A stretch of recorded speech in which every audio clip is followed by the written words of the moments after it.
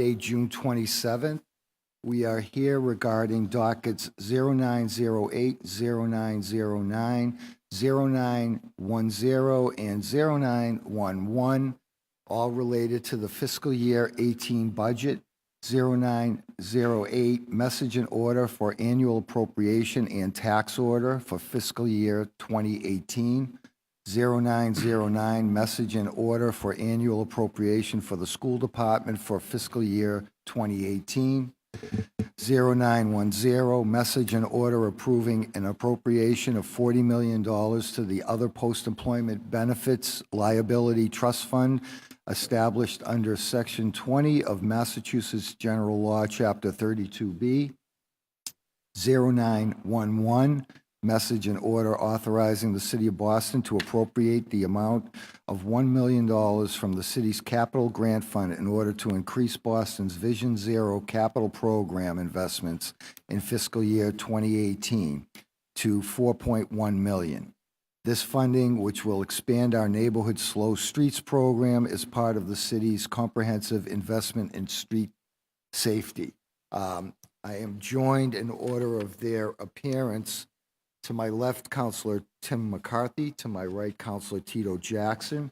To my far left, Councilor Anissa Sabi George, Councilor Michelle Wu, Councilor Michael Flaherty, and Councilor Sal LaMattina. I'd like to remind folks that this is a public hearing and is both being broadcast and recorded on Comcast Channel 8 and RCN Channel 82, as well as streamed at boston.gov/city-council-TV. We encourage public testimony, and I would appreciate if folks would sign in. There's a sign-in sheet to the left by the door. We ask that you check off the box if you wish to testify. We would also ask that you state your name, any affiliation, and residence. And finally, I would ask folks in the chamber to silence their electronic devices. And with that, I'm going to turn it over to our budget team, our CFO, Dave Sweeney, and our budget director, Katie Hammer. Thank you. Thank you, Mr. Chairman, members of the council. As was stated, my name is David Sweeney, and I'm the Chief of Administration and Finance for the city. I'm joined by the budget director for OBM, Katie Hammer. And we're pleased to present on the mayor's FY18 resubmitted budget. We're pleased to be back here after 2 months presenting what we believe to be an improved budget recommendation from Mayor Walsh. This budget makes thoughtful, sustainable investment in high priority areas such as schools, public safety, and transportation, and other areas that improve quality of life in the city.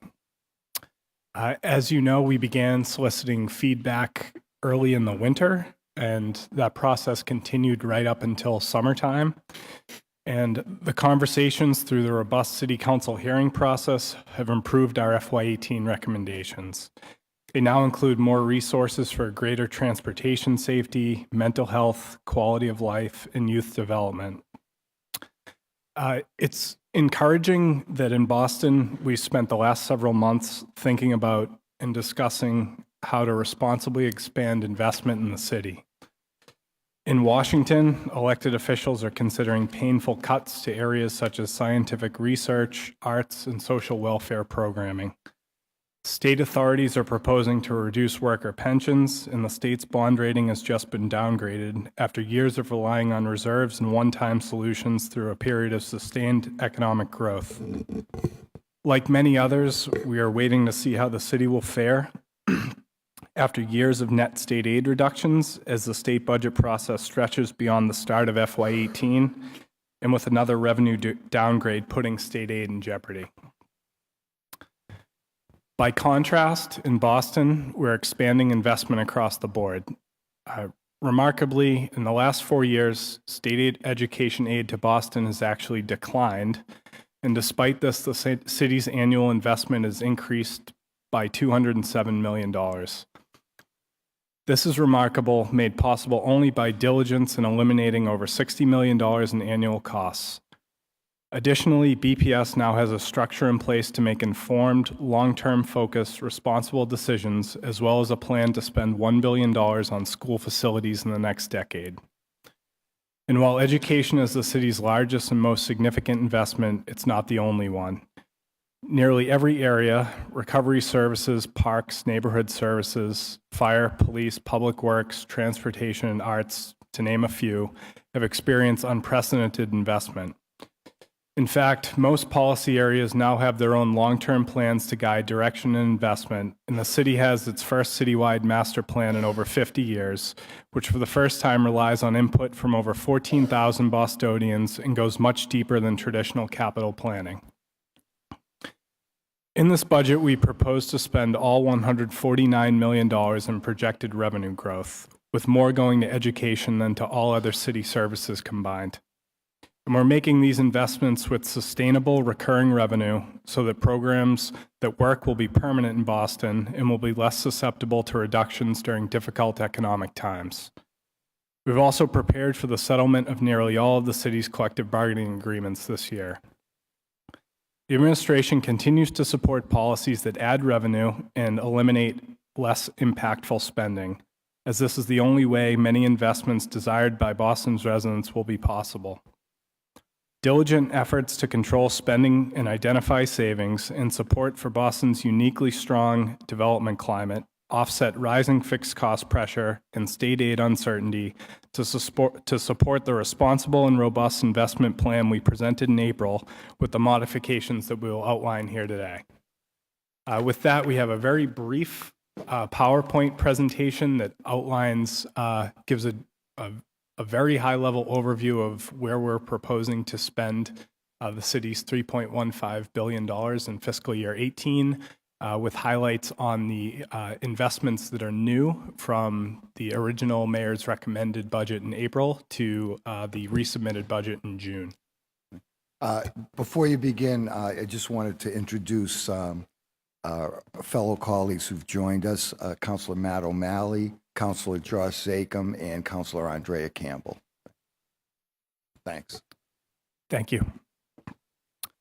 So as I mentioned, last week, Mayor Walsh submitted a $3.15 billion resubmitted budget that balances sustainability, increased investment, and fiscal responsibility, maintaining high levels of investment in education and public safety, and continuing to identify new savings from healthcare cost containment, utilizing reduced debt service costs achieved as a result of the city's AAA bond rating and its low cost of borrowing. We propose to reinvest $1.1 million from new savings in improved basic city services and strategic public safety initiatives.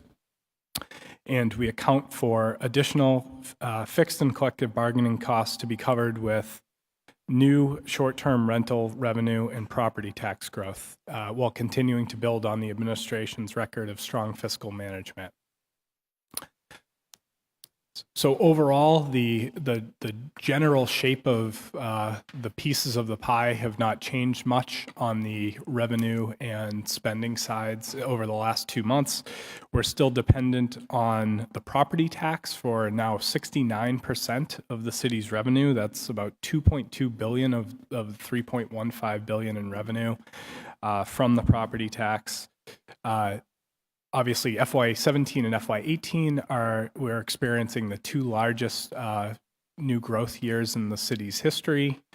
And the second largest source here, state aid, is now down to 14% of our revenue, where it was once nearly a third, about a decade and a half ago. We rely on over $440 million still, though, in state aid in building this budget, but notably that's $50 million less than we were receiving in fiscal year 2008, about a decade ago. In terms of what changed since April, as you can see, we are now projecting an additional $3 million in property tax revenue on the top line, and an additional $3.1 million in excise revenue as a result of short-term rental revenue that we now project to come in if state legislation goes through this legislative session. So that's this sort of Airbnb type revenues. In terms of spending, again, 40% of city spending in the $3.15 billion budget is on education. That's $1.25 billion between Boston Public Schools and our charter school assessment. About 19%, or over $600 million, is being spent on public safety. Between pensions and other fixed costs, we're spending over $550 million, or 9.9% and 7% and 9% respectively in those two categories. Health insurance on the city side alone accounts for 8% of the budget, over $200 million. And then the city's other 40 or so departments split about $250 million in appropriations. Streets, meaning public safety and public works and BTD, transportation, we propose to spend about $150 million, and then public health is now about $80 million in city appropriations. We are extremely proud of our investment in the Boston Public Schools. This budget includes a projected $40 million increase for Boston Public Schools. The total appropriation is projected to be $1.081 billion after collective bargaining agreements are negotiated. We are especially proud of our investment in extended learning time. We're adding $14 million to give 15,000 kindergarten through 8th grade students 120 more hours of learning time. That's the equivalent of 20 added school days a year. With this expansion, BPS will have implemented extended learning time in 57 schools, serving 23,000 students in only 3 years. This budget also includes strategic investments in students experiencing homelessness and Excellence for All to close opportunity and achievement gaps. BPS is also maintaining their weighted student funding formula in this budget. Over the past year, BPS completed a long-term financial plan. We're starting to see payoff with efficiencies in this proposal. This budget also reflects a new approach to budgeting with a multi-year lens. Spending on schools is projected to rise by almost 4%, even before collective bargaining reserves are used. That's a $25 million increase. This budget also reflects the feedback that BPS heard through their school committee process. BPS is providing lower performing schools a wide range of differentiated supports, which total $16 million. And thanks to that feedback during the school committee process, this budget includes a new $1.25 million reserve that's focused on supporting level 3, 4, and 5 schools that are losing enrollment. As Dave mentioned, we are able to take the savings that we achieved through healthcare cost containment and debt service reduction and make strategic investments in improving our basic city services and some strategic public safety initiatives. We're really pleased that we're able to do this in the resubmission. So through City Score, we saw an increase in the number of the requests for graffiti busters. We're also finding that we're struggling to meet the goals that we've set out with the current level of staffing. And so we're adding 2 additional staff to make sure that our neighborhoods stay clean. The budget's resubmission doubles the capacity of the Mobile Sharps team to pick up more improperly discarded hypodermic needles. The current Mobile Sharps team covers every neighborhood in Boston, and additional staff will allow us to really meet the needs of those hardest hit neighborhoods. In 2016 alone, 20,000 needles were collected by the team. We will also be adding 5 building inspectors that will add capacity to meet the growing demands for commercial and residential inspection. We are looking forward to this resulting in a reduction of inspection wait times for residents and developers alike. This investment will help us promote the environment in which both small business can grow and the housing supply can increase safely. Finally, we will be adding 2 more yard waste pickups next summer to help meet residents' needs. We're also really excited by our wide range of investments in Vision Zero.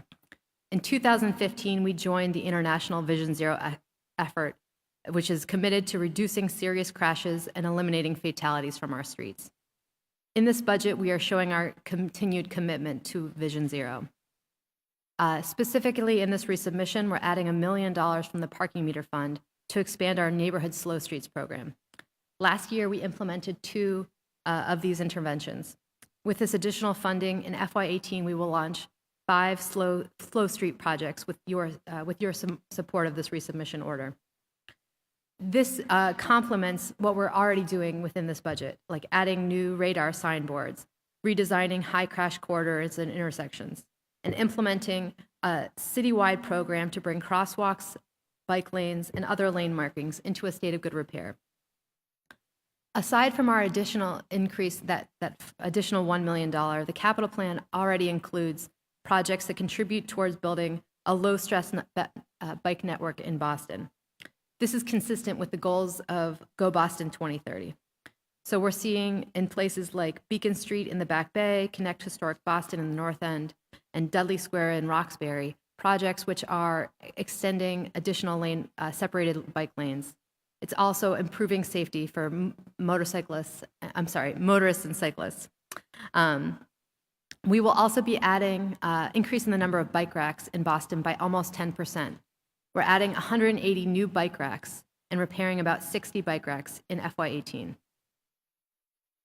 To meet the needs of implementing these additional slow streets program and build the low stress bike network that we heard is so needed in the city, we are adding additional capacity in our transportation department. We'll have additional capacity for transportation engineering and community outreach to make sure these Vision Zero priorities can be met. Finally, the budget resubmission adds some additional health and safety investments as well. We're excited that we'll be adding 4 new mental health clinicians to co-respond with BPD officers. This is, many of you have told us your interest in the BEST program, the Boston Emergency Services Team, which is a mobile psychiatric crisis team staffed by master-level clinicians. With these additional clinicians, they will be able to meet the needs of all the districts across the city. With the 2 dedicated clinicians that we have now, more than 500 people were diverted from arrest to mental health resources in between August 2011 and the end of 2016. In addition, this budget resubmission includes a new pilot youth development grant program, which will go along with many of the programs that we already have, the Shannon grants, the SSYI, and the summer jobs programs. Finally, we want to thank the council for your work with us over the past few months to provide feedback on the budget. Thanks to the savings that we were able to achieve through strong fiscal management, we were able to provide further investment in quality services across the city. We're pleased that we're able to preserve and expand our offerings to our most vulnerable residents. We're also investing deeply in education to close opportunity and achievement gaps. We're especially pleased with our investment in extended learning time for 15,000 more students. We are also continuing the savings initiatives that we launched over the past several years, including position elimination, overtime reduction targets, and other saving measures that were recently recognized by our rating agencies. We're also addressing our long-term obligations, our pension, debt service, and OPEB obligations. We are finally very pleased that we will be implementing new revenue initiatives to maximize local receipt revenue in FY18. All of these disciplined financial practices position us to manage through federal instability. So thank you so much for your work and your time, and we look forward to taking any questions. And thank you for your work with us through this process as well. And I know you started early this year, actually, before you actually put the budget together, which is kind of a departure from past practices, and I think it's reflective of where we are today. I'm going to defer my time and recognize Councilor Tim McCarthy. Thank you very much, Mr. Chair. Thank you very much for being here. I just a couple comments and a couple questions, and I'll be quick, respecting everybody's time. Vision Zero and the Slow Streets Project, I really want to thank you for the additional money. Clearly, the administration was listening. I've been working with Walk Rosendale, Mattapan Food and Fitness, really all three of my main streets in Mattapan, Rosendale, and Hyde Park, and my partners in Bike Boston. And they were very happy about the resubmission of the million to continue that program to Vision Zero and get us there quicker than originally planned. And I thank you for that. Inspectional services, adding building instructors, and the residential inspections are very, very important. We get a lot of complaints where people want to stay in Boston, they're building additions, but they're trying to line up their contractors.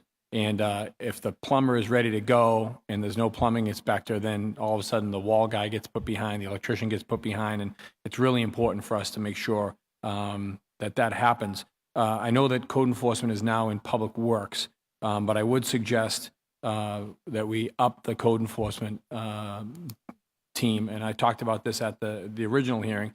Simply put, some of the issues that we're having trouble addressing are noise complaints and unsightly or unkept homes. We don't have a lot of teeth in that, and that's one of the things that I plan on working with my colleagues here in the council to address.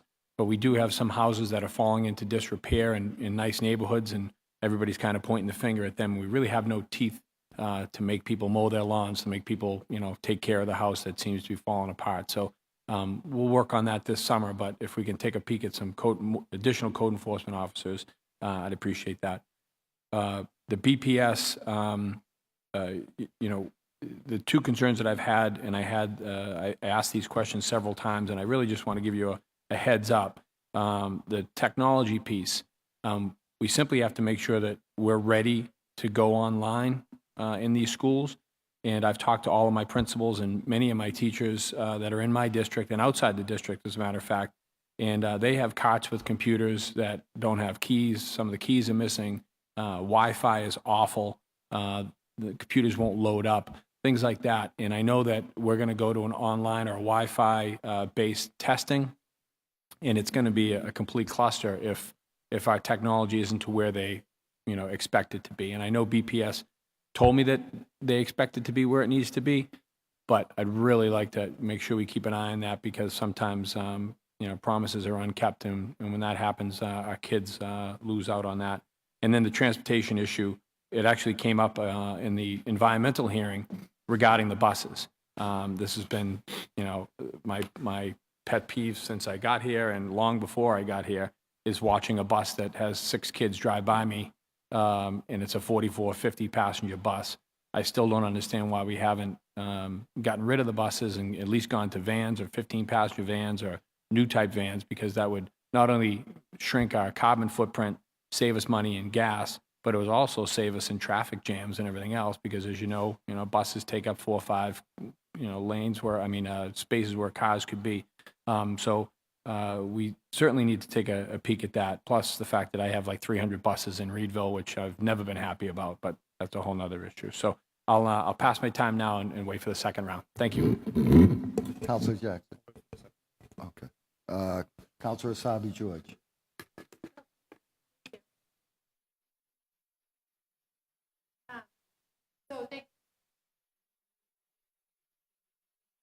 Presentation with some documents here. I've got questions around the increased funding in the BEST program, and I'm curious how that funding will be allocated and what the dollar amount will be.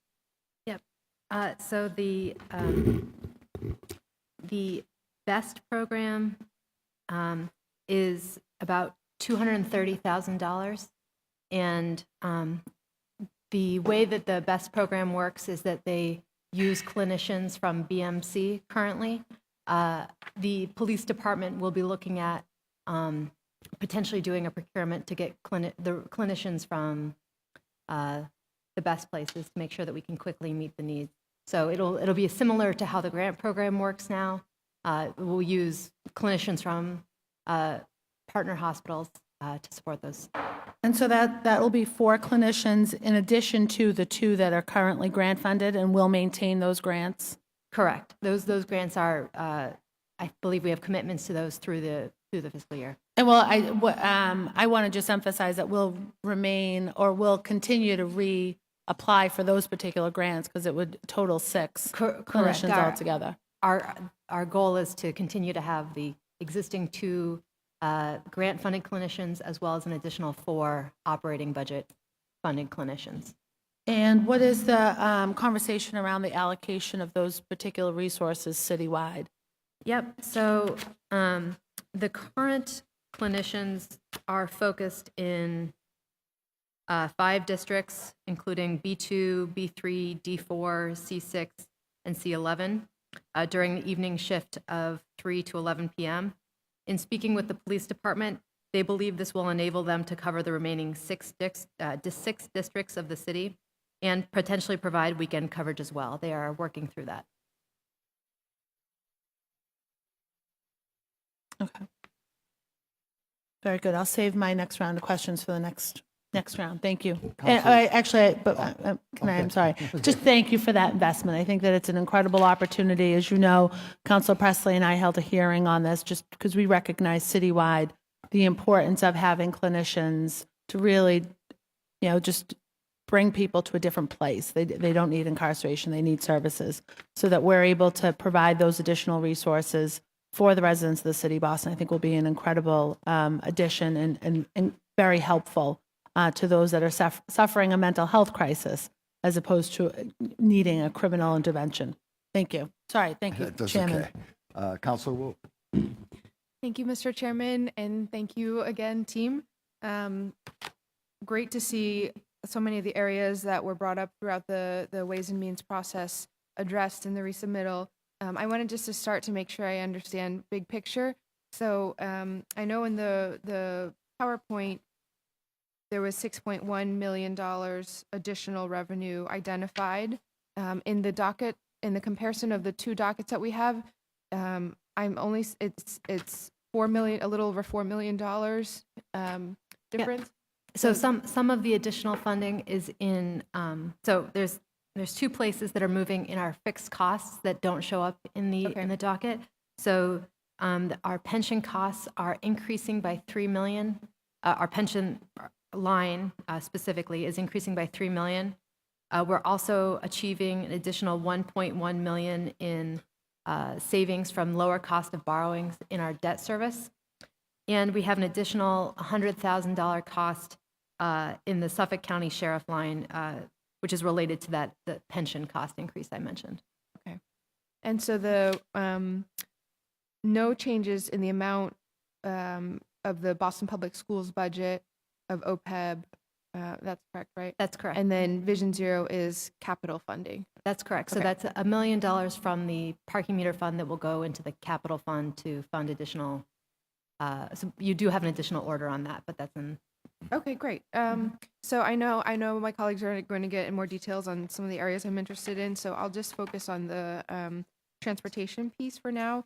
Thank you for being very responsive, and even after the $1 million capital increase, in adding more staff capacity as well as the ability to increase the bike racks. So can you talk a little bit about staff and how many people, what their role will be? Yes. So we're adding a new transportation engineer that will, in speaking with the transportation department and wanting to make sure that we meet the Vision Zero requirements and needs, that was the area they felt that would be the most impactful in adding an additional employee. In addition, we have an existing outreach position that was vacant, and we are working with that job description to make sure that it's focused on Vision Zero outreach as well. So there will be additional community outreach from that position as well. How many transportation engineers will there be total in-house? Let me get back to you on that. Okay, because I know we do contract out to outside firms as well to help with engineering. Right. So this would be an internal transportation position. Okay, so I'm interested in that, and that the additional position will be focused 100% on Vision Zero. I believe so. Or there's the $4.1 million Vision Zero line, and then in addition, all of our capital projects most of our capital projects incorporate Vision Zero elements, and so they may be working on those capital projects as well that are aligned with Vision Zero. But right, but it's safe to say the focus is on sort of safe streets, infrastructure, absolutely. cycling, pedestrian access, et cetera. Great. Absolutely. And then in terms of the bike racks piece, so 180 new bike racks. How many have we been adding per year on average up until this point? So for the last 2 years, we were adding or replacing about 70 bike racks. So this is a dramatic increase in the number that we've been doing for the past 2 years. Okay, so So in- previously it was 70 total add and or replace, and now it'll be 180. It'll be 240 add and or replace. Correct. Great. And we're still at estimating 5 neighborhood slow streets programs with the additional capital line. That's correct. They'll be launched in FY18. Okay. Great. And, just want to make sure that with this great new investment that the process piece also is fully recognizes the voices that are eager to be at the table in terms of the advocacy community. So whether through these or our parking meter fund capital projects, we'll be looking to make sure that, for example, the locations of the bike racks are sent based on community feedback, et cetera. I know this was an issue that was quite a bit of importance to you, and in talking with Chris Osgood, Chief of Streets, we talked through ways that he could better incorporate the Vision Zero task force use that existing task force to bring in front of them the major capital projects to show how and to get feedback from them through that process, as well as the community processes we'd have on those major capital projects. Great. Thank you very much. Thank you. Thank you. And we've been joined by Councilor Ayanna Presley. Councilor Flaherty. Yes, thank you, Mr. Chairman. Just wanted to speak to the resubmission and how it pertains to police and fire staffing levels, particularly on the police side. We're going to be looking at a couple of real big classes that will be coming up for retirement, and I'm not quite sure we're going to be able to keep pace through attrition if we don't either A, increase the size of our classes, or B, put more classes on. And also want to speak to the fact that we should be putting police and fire classes on at the same time so that we don't have the leapfrogging that we've been seeing, taking very valuable and precious seats on either the police or the fire academy class size that would normally go to someone that wants to serve in that capacity, and they sort of play and game the system until they find out they get the next postcard. So can you just want to get your thoughts on that? So this year we're planning on, at this point are planning on having 100 recruits start, which is the largest class that we've had. We are also, right now as we speak, our analyst is working with the police department to look at the retirements that we're seeing and make sure that is, that was the size that we planned on earlier. As more information comes in, we're continuing to make adjustments to that police class size to make sure that we are meeting the needs and having the same level of staffing that we require on the street. So we will continue to adjust that up to the time of the class. And if memory serves me correctly, I want to say that there's 3 classes right in a row that were 100 plus recruits, and they're all coming up to retirement. So that puts us in sort of a 300 to 325 person category of retirements that may happen in conjunction with sort of just regular attrition retirements. And I think that we need to be on the front end of that as opposed to on the back end of it. I would tell you, Yeah. go ahead. And just to clarify what Katie was alluding to, what we budget based on the best information we have about who we think will retire during the time that we put the budget together. But then as that information is updated, as retirements come, we can increase the class if necessary. That's not, that's not a net positive budget cost if someone's retiring and someone else is coming on. So if that information comes to light in advance of them pulling the class, then we can always make that adjustment as well. And and maybe offering some assistance. And something that I'm going to look at is moving the age beyond 65. So right now there's mandatory retirement of 65. That may or may not have made sense at one point, but given that we get some highly capable and highly trained individuals who are fit and competent to continue to serve, there are some that when the number 65 hits, they're ready to go and they want to retire, and that's well deserved. There are others that may want to stay, and I think we should have a discussion as to whether or not in this day and age, you get 65-year-olds that are running the marathon. I can't even run the marathon, right? So, but you have 65-year-old individuals that work for the city of Boston who are competent, capable, and willing to continue service to the city of Boston, I think that we should hold on to that brain power and that competence. So we'd love to. I've had a preliminary discussion with the administration, with the commissioner, as well as with the unions. There seems to be a willingness to engage in discussion. We may want to have a hearing at the council level to at least touch off that conversation. And again, I'm basing that on those 3 or 4 supersized classes that happened back in the Clinton administration that we're going to be confronted with in a very near future. And I want to make sure that we're prepared for it from a budget standpoint, but also from a public safety and a policing standpoint, that we have enough patrol officers. We're already seeing, we heard from this budget process, I think it was Councilor Tim McCarthy raised it during his question about the forced overtime. The forced overtime, if that continues, it's going to really kill the department. It's going to put a big strain on the morale. It's going to put a big strain on the men and women that serve our city in the police department. And when we see more retirements, and if we're not backfilling that, more forced overtimes, you're going to see more leapfrog from police to fire, for sure. But also, we're going to be doing a huge disservice to make sure that we're not having enough manpower out in the respective districts of our city. So food for thought. It may have to be dealt with in the next budget, but at some point we need to confront, 320, 350 retirements in 1 year. That's going to happen. So thank you, Mr. Chairman. Thank you. Counselor O'Malley.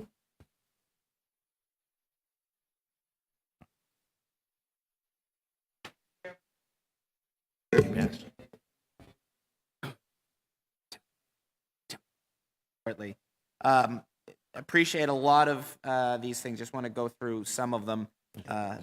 In no particular order, it was music to my ears that the increase in the yard waste pickup, the emails have already begun. So just to be clear, this won't be this summer where you're going to see the increase, but in the summer of 2018.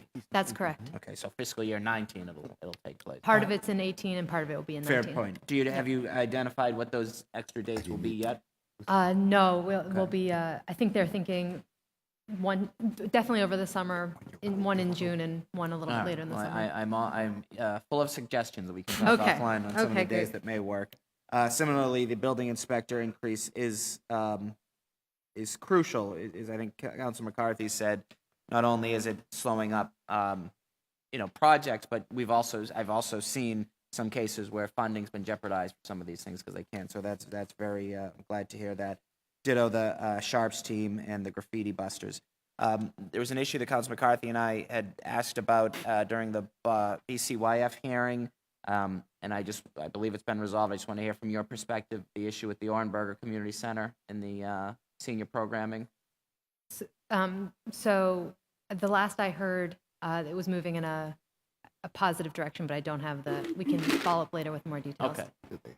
Well, it's suffice it to say, it's the BCYF Foundation has agreed to fund the position of a senior coordinator who has already begun working at the Orenberger Community Center, and she will help coordinate the senior programming going forward. So I think that's I know many of our seniors are very, very pleased to hear that. So that's appreciate your help in that. And I know I speak for Councilor McCarthy as well. As we talk about Boston Public Schools and sort of the increase, so just to be clear, the ELT will now be in 57 schools, and how many is that? Are there more schools that will be going to ELT in subsequent years, or is that just for the elementary? Those and middle? 57 schools represented the schools that were not, there are other schools that have extended learning time through pilot agreements or other changes Sure. that they have. Those 57 kindergarten through 8th grade schools were the remaining schools that hadn't had that yet. And I think at the time of the work with the Boston Teachers Union, were considered the most important places for those to happen. So this is the end of that ELT rollout. Okay, terrific. And I know there has been some concern with a later start time school that will then go later, and I'm understanding that there's an appetite for Court Street or the bowling building to continue to work with school-based communities to address the later end time in some of these Yeah. issues. So I think in time for next year, there should be a major discussion that will have occurred around school start and end times more holistically and comprehensively, because there are, as you know, all sorts of implications, costs, programmatic, family-oriented. No doubt. So- It's not as though we can, I understand the complexity of this, but I do think there's an opportunity that I would hate to see wasted where we can both increase the hours the student has in a school while at the same time have a more efficient system of our transportation, better for the environment, better for taxpayers, and better for the consumers, the BPS family. So No, but look forward to continuing to work on that. Talk about the 1.25 million reserve focused on supporting 3, 4, and 5 level schools. So do I have this right that while there's a $40 million increase in the total BPS budget because of weighted student funding, obviously some schools with a declining enrollment are going to see less money next year than this year because of fewer students. So will that money be allocated to help almost like the soft landing as the terms we used before? That's correct. There's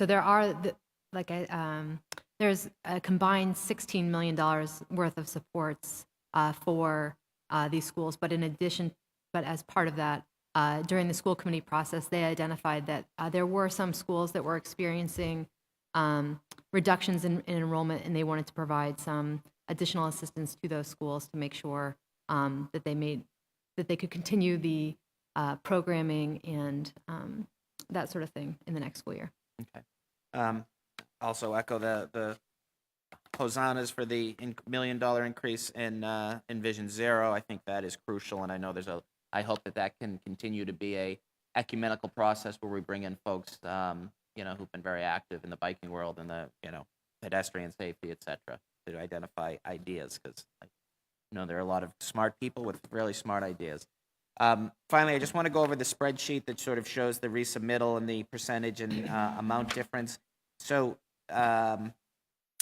public facilities is going to take a $250,000 decrease.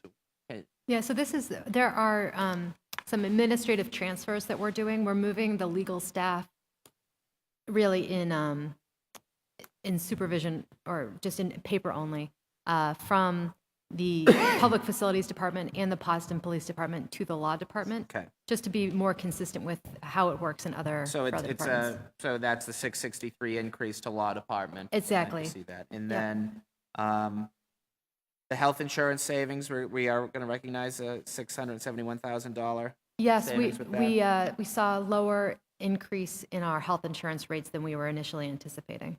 Okay, that's So we're great. pleased with that. And then I know I don't see it in this thing, but you talked about anticipated increase on the short-term rental, the so-called Airbnb and those, what has to happen for that to happen? The state legislature has to pass a bill. Exactly. Where a percentage would go back to the cities and Correct. towns. So our budget is looking at the Senate proposal. Okay. And right now they are working on that through the end of the legislative season. Our budget assumes a half year worth of revenue, which is consistent with the way that the language is written. Which is revenue that would essentially apply the room occupancy excise tax to those types of rooms. But that wouldn't be done retroactively. That would be signed into law, and then so you're thinking this will be ddone by January. It will be done in this session, and then ready for implementation in January. And then similarly with it's basically still a lot of kinks need to be worked out, but the marijuana taxation, I guess that wouldn't go into effect until the next fiscal year. Correct. That's correct. Mhm. Yep. So that'll be We'll be something dealing with that next year. Excellent. Yeah.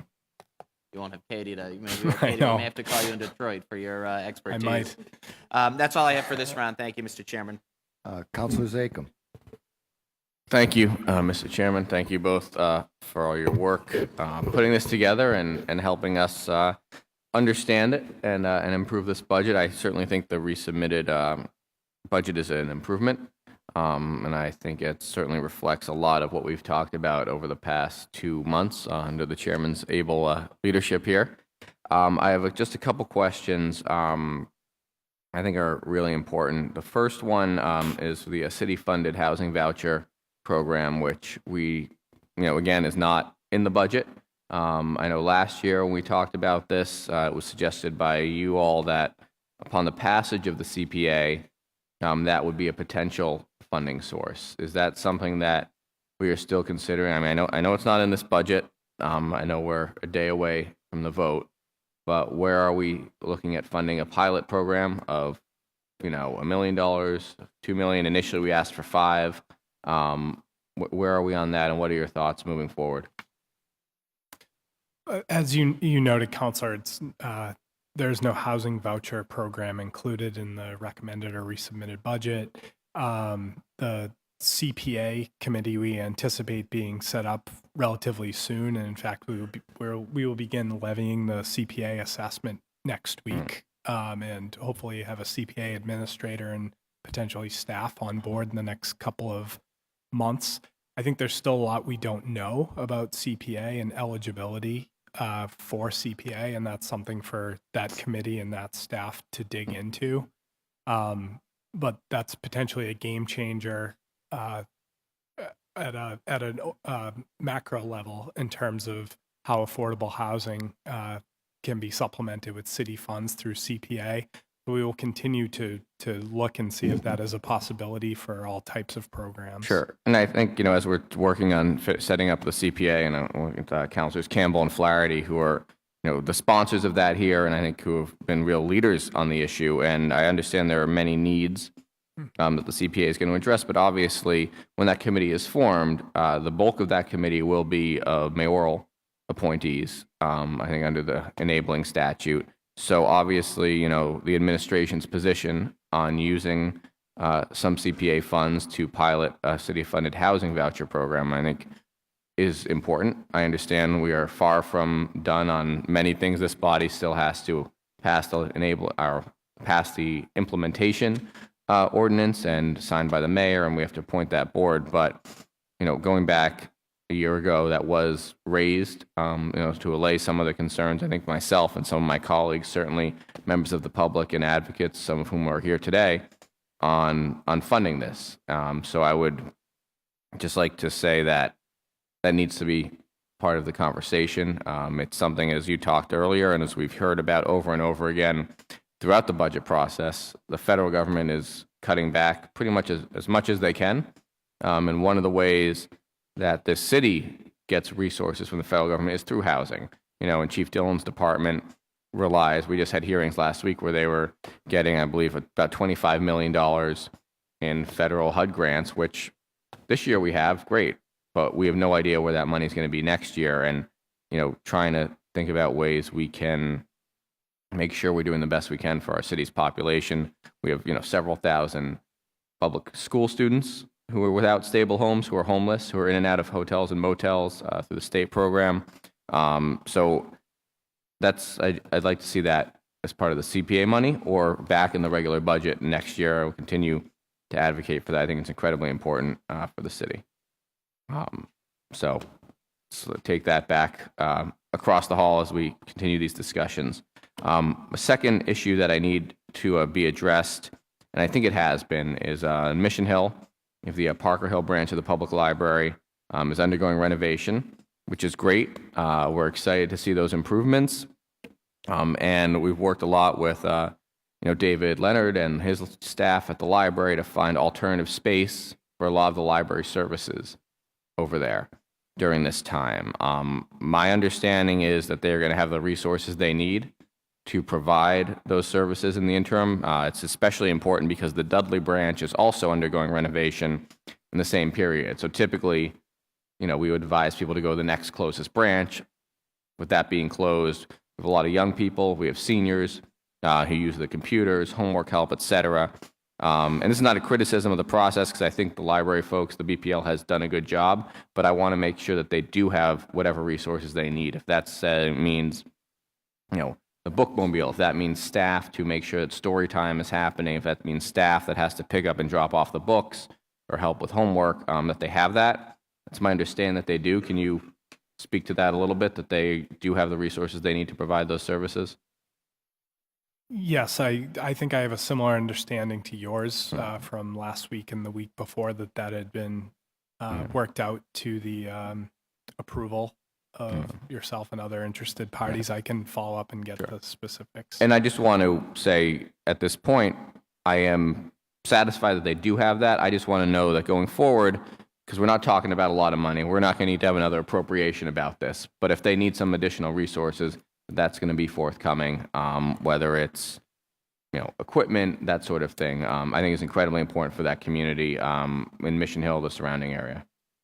Yeah, I think that's certainly the intention, and we can ensure that that happens. Right, thank you. And my last comment, and it somewhat follows what Councilor Flaherty was saying, is about staffing in public safety and in the transportation department as well. I was encouraged to see. I think it's about was it 15 new BTD enforcement officers coming on? Was that the right number? I think they did just have a class that they put on, yes. I think Last it week. was- And yeah. and I think BPD had through the cadets or coming through the academy close to 100. So we had 40 cadets, and then we will have 100. So in this past year, we had class. 40 cadets, and we'll have 100 We'll have in 100 the current class. coming. We also, in the initial budget, in the recommended budget, included funding for an additional 20 cadets to start next spring. And can you say what the net increase is going to be? Because obviously we have retirements, people leaving. Our goal is to continue the same level of force that we currently have. So then I would say, I think on both those departments, BTD and BPD, we need to be looking at increasing staffing levels. I know in my district, the neighborhoods I represent, the neighborhoods I live in, that while I think in many ways the major public safety issues are addressed, I think people feel reasonably safe. There are a lot of issues, especially now with the decriminalization of marijuana smoking, with people drinking in the parks, smoking in the parks, things that may seem silly, but with our, with the opioid epidemic, with quality of life issues, with folks who do not have access to all the services they need, in many ways our Boston Police Department is our frontline social workers and not just acting as law enforcement. And I think the training and the BEST program is phenomenal, and we need to continue that. But I think if we want to continue to make this city a good and a better place for people to live, we need to make sure that our police department has the resources. The fact that, we spent, I'll just use one example and then I'll move on. I know my colleagues all have their own questions, but in the Boston Public Garden, the swan boats, there was nearly a year process of trying to get one individual who had sort of camped out on the swan boat docks at night and was vandalizing it and was causing all sorts of problems, threatening employees. And, eventually we had to have meetings with the district attorney, with the police, et cetera. But the point I'm getting at is, without more staffing, the Boston Police Department could not go over there and, arrest someone doing that, because it means officers off the street, unable to respond to calls. And I think we need more staffing at the Boston Police Department. So I'd like to see that moving forward. That's something I said at the police department budget hearing. Our officers do a phenomenal job. Commissioner Evans and his team do a great job, but we need to be supporting them more. And I think the way that, unfortunately, our society has been going by cutting other social services, mental health, recovery, et cetera. It's not the ideal situation, but when our police are the front lines of so many things, we need to have more capacity there. Councilor McCarthy and Flaherty have both been talking about overtime. Overtime is great. So I think it's a good opportunity for our officers to be out there, but we need to make sure that it's not excessive. And one way to do that is to have more officers on the street. And obviously our transportation department, I think it's pretty clear that parking enforcement officers are self-funding. That's pretty obvious. They're out there writing tickets. Ticket fines are going up. I think we can have more and more of those, particularly to make sure our resident parking spaces are clear. So thank you. Thank you. We've been joined by Councilor Frank Baker, and let me recognize Councilor Andrea Campbell. You, Katie and Dave, for your hard work on the budget and working with us and through this long, arduous process. I'm just going to echo a couple of things from my colleagues, which is, very happy to see the increase in the best clinicians, an increase in the number of folks who go out and clean up the graffiti, which I just had a major incident in my district over the last couple of days. So important work. Of course, the Sharps team.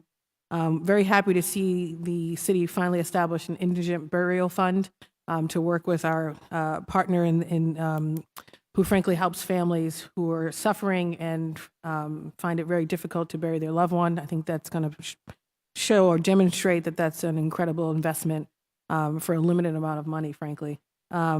very happy to see the establishment of a youth development fund. That was my number one request, and frankly, wanted it to be more, but do think we have time to continue to advocate and frankly to see that amount of money for that fund go up. I think is extremely important that if we say we're going to support our youth, that we have to make sure that we're investing in programs right here in the city of Boston that are doing great work, and frankly giving new programs and those who've been around for a long time an opportunity to apply to the city for some level of funding. Sometimes some groups are doing small events for $1,000, $5,000, so now they have an opportunity to apply.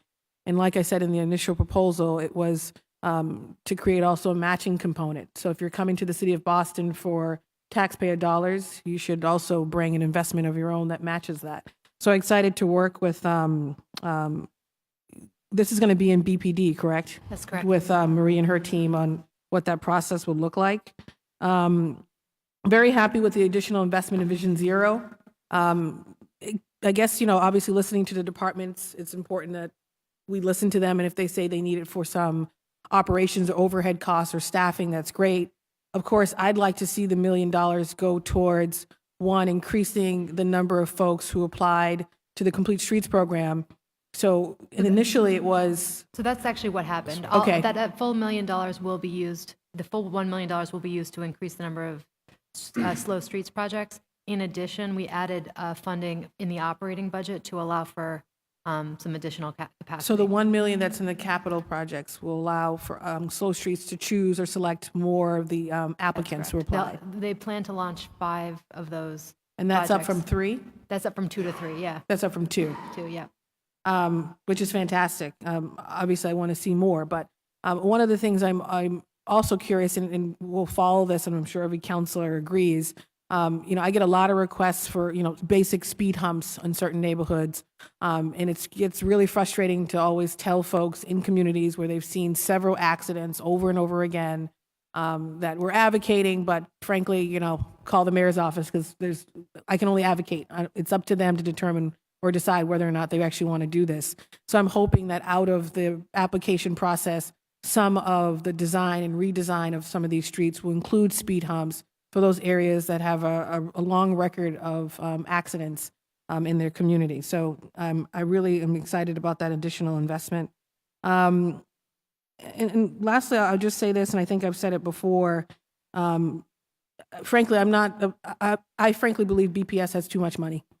I think there are costs and concerns and priorities that are just as important, of course, as the education of our children.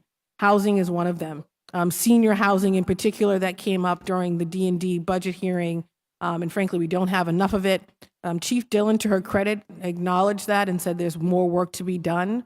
But when you have hardworking seniors in the city of Boston who've lived here for decades who can't find housing, it's really troubling that we can't support them in some way. And when we have obviously Councilor Zakem and others have been fighting for the voucher program. Obviously, I'm a huge proponent of CPA. Councilor Flaherty and I joined in to get that passed. I think, frankly, take the $5 million from BPS and give it to the voucher program. The CPA obviously will be needed for other housing purposes. I look at other concerns in the district. It's not just senior housing, the voucher program. I look at the conditions of the public housing authorities in my district, particularly Franklin Field. I look at the vacant and abandoned lots in my district that need some additional, probably some policy changes, but maybe additional inspectors. Obviously, the number of police officers, I largely have C11 and B3. They do an incredible job, but at the end of the day, you have a growing population, and they can only do so much with a limited number of officers. So we need more officers, particularly in certain areas. And so when you think about these trade-offs, there's always trade-offs. Frankly, I think I'm all about holding BPS more accountable. And if they can't realize a $10 million transportation cost savings from last year, I'm really skeptical about giving them more money and not holding them fully accountable to the promises they make to this body every year. I'm new, obviously, to the council. This is my first term, but it's very frustrating to have promises made in the first budget cycle and then get to the second and those promises not be kept. So I then become a little, and I'm naturally an optimistic person, a little cynical about whether or not a certain department is going to actually keep their word on additional promises. We've had this conversation, I know, in different meetings, but I think it's important that my constituents know that I understand that in addition to BPS and making sure their kids have a quality education, they have other priorities that are on the same level as that priority. And they want to see funding and resources dedicated to that. And if we keep giving more money, I'm concerned that maybe we're not balancing it and maybe not making fair allotments to some other departments. So I'll stop there. I do want to applaud you guys for your work. Katie, you will be missed. I've known you for a long time. But you will be missed. The next municipality that gets you is lucky to have you. But thank you guys for your hard work. But I really would like to see the administration continue to think about how we balance some of these priorities. And that means we have to make some tough choices. But like Councilor Zakem said, when it comes to the housing vouchers program, we have to try it. And I think, frankly, we could have tried it before the CPA. Because that money is already probably going to be used up, not just for housing concerns, but parks, historical preservation, and these are also additional priorities. So it's about us adjusting sometimes our priorities. Thank you both. Thank you, Councilor Siomo. Thank you. Councilor Presley? Thank you, Chairman Siomo, for leading us on this long, slow march. Katie and Dave, I want to say thank you for proactively reaching out in advance of the first submittal. Thank you for actively listening throughout this process. And thank you for never shying away from tough conversations about budget priorities. I don't want to be too repetitive here. I agree with the lion's share of comments that have been said here relative to the budget resubmittal and the investments that have been made. Echo the concerns that have been expressed about our aging police force and retiring police force, which is not just about our strengthening our community policing, but also about their own health and wellness and general fatigue and how that is compromised when we don't have enough officers. So I'm encouraged to see that we'll be expanding the cadet program. I want to continue to challenge us to make sure that our cadets are representative of the demographics of this city. Because we also know that having a police force that reflects its constituents strengthens our community policing. And so, want to see a force that looks like the communities that it's representing. So need more people of color and certainly more women as well. I want to thank Councilor Anissa Sabi-George for her partnership in advocating for a greater investment and expansion of the BEST program, so that we can de-escalate these situations and have clinicians for BPD ride-alongs. Our officers are doing the best they can, but acknowledge they are not specially equipped to de-escalate situations with emotionally disturbed or mentally ill people. And so in keeping everyone safe, both residents, those persons that are battling mental illness, and also our officers. And as has been stated, too many people that are simply battling mental illness are incarcerated. And we want to break that cycle and end that pipeline.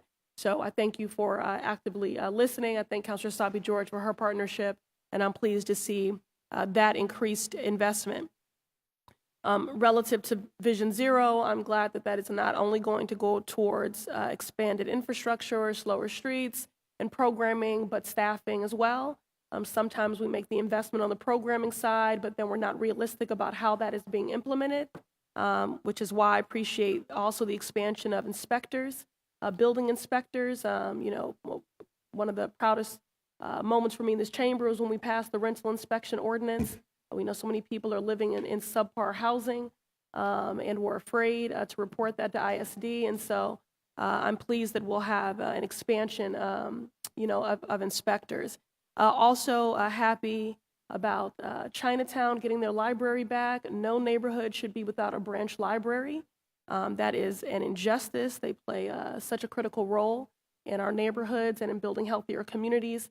And so I look forward to that, getting beyond a study and being realized. To Councilor Zakem's point around the Parker Hill branch and previous conversations about the Dudley branch, I'm glad that we're seeing those investments, but it is frustrating that it's happening at the same time. So I know there's been conversations about a pop-up for Dudley and other ways to support the Mission Hill community, so we'll be closely following that. And then I just want to say I appreciate the expansion of K-1 seats in BPS and the investments that we're making for our homeless students. But I have to just, show my hand here and say that having been on the council for almost 8 years now and having made it my budget focus to see a greater investment in social-emotional wellness supports for our students, I am discouraged. I'm pleased that in the last couple of years we've created a social-emotional wellness cabinet level position that is the level that it should be. I don't believe whether or not a school has clinicians, guidance counselors, or school nurses really should be left to the discernment of any principal or headmaster. I think that it should just be a part of our foundation budgets and baked in. And just to say this, I think the narrative has always been about how our students experiencing or exposed to trauma in all its forms. Poverty is traumatic, homelessness is traumatic, experiencing an exposure to violence is traumatic, the threat of displacement, deportation, all these things are traumatic. Trauma manifests itself in many ways, and for most of our students, it doesn't immediately present, it doesn't show up. But the investment in these wraparound supports is not just about our underperforming schools and the fact that these are proven models to support them in their wholeness and their wellness and in being good citizens as well as good scholars. We have seen it turn around underperforming schools and improve those outcomes. But every student can benefit and stands to benefit from an investment in social-emotional wellness supports. For me, it's as basic as, the health of the city has to do with the health of our families, the health of our schools has to do with the health of our students. And you can't teach the whole child if you don't make the investments when they cross that threshold, knowing they are broken, to get them whole into a place to receive what is being offered. So I won't make it about more, because I do think it's about instead not only just more, but an alignment of priority and value. And to me, I can't support a BPS budget that doesn't have a nurse in every school, or scenarios where we have one guidance counselor for 1,000 students, or school nurses that are floating between 3 and 4 schools. Just from my perspective and vantage point, the wholeness of that student and their success as a scholar and just as a citizen and a person in life, navigating this world, it all begins there. And access to those supports can't be arbitrary. It can't be ad hoc. It needs to be equitably accessible and distributed. And so although I appreciate that we have elevated the position of social-emotional learning and wellness to a cabinet level post, and I work very closely with those folks and they do great work, until I see this investment on the staffing side, as I have voted down the BPS budget the last 2 cycles, until I see a nurse in every school, I can't support this BPS budget. Thank you. Council Baker. Thank you, Mr. Chair. Thank you for your work during this process also. Good job. Dave, Katie, good morning. Just a couple quick questions, and I'm sure you went through them. I apologize. Dave, can you kind of tell me what, in this budget, what is the investment down on the Southampton Street corridor between full-time employees with the shops and the A-Hope team and what exactly are we putting down there? That's an increase of what was last year. Right, there are quite a few investments that will touch that quarter. So in the resubmission specifically, we are adding, the mobile SHARP team will really help the entire city, but it will focus on those areas that are most hardest hit. So we're adding 2 mobile SHARPs employees. In addition, in the original budget, we added a new EMS staff that will that are really supposed to target the areas like that strip and that are not Boston in Common. an ambulance, they're more in like a command car. Exactly. So that's a new strategy we're trying as well. They're also piloting the engagement center. Yeah. Can you talk a little bit about that, Dave or Katie? Like, when will it open? What's it going to look like? I'm in favor of, by the way. Yeah, so from a budgetary perspective, we've identified funding that doesn't require any addition in the resubmission. That'll probably be in the $1.6 to $1.7 million annualized costs, although we will... Or just the engagement space? Just for the low threshold engagement space operating costs. And so I believe they'll pilot that for about 6 months beginning early fall. and then kind of go from there, make adjustments based on the experience that's On had there. what we see coming through the doors. So I think that's about 11 additional staff Yeah. on that site to complement some of the investments. Katie 11 just talked additional about. staff that'll be in the engagement center. Yes, Oh, good, good. As well as additional public safety support as well. right. And there's been an ongoing informal working group between BPD, BPHC, city EMS, a whole host of city departments working on what strategy should be utilized and what it will look like when it's up and running. And we'll see all that stuff like the EMS truck or car, we'll see that in July or August. Do you know when we'll? They're working on their implementation plan for that right now, working on getting everything in place to get that up and running. Good. I don't know exactly the date. but Yeah, they're- well, but they're after working this on it. budget finishes, it'll be shortly after that, I would Absolutely. think. Yep. Safe streets, briefly. I think every one of my civic groups, which is numbers about 36 or 37, have put in for safe street zones. So I'm going to have a lot of unhappy people. Are we going to be able to target particular streets that are outside of that safe street zone? Like one street, can we do pavement marking or speed? Like, is it the improvements just going to be within those safe street zones? Are we going to be able to advocate for single streets or a couple streets?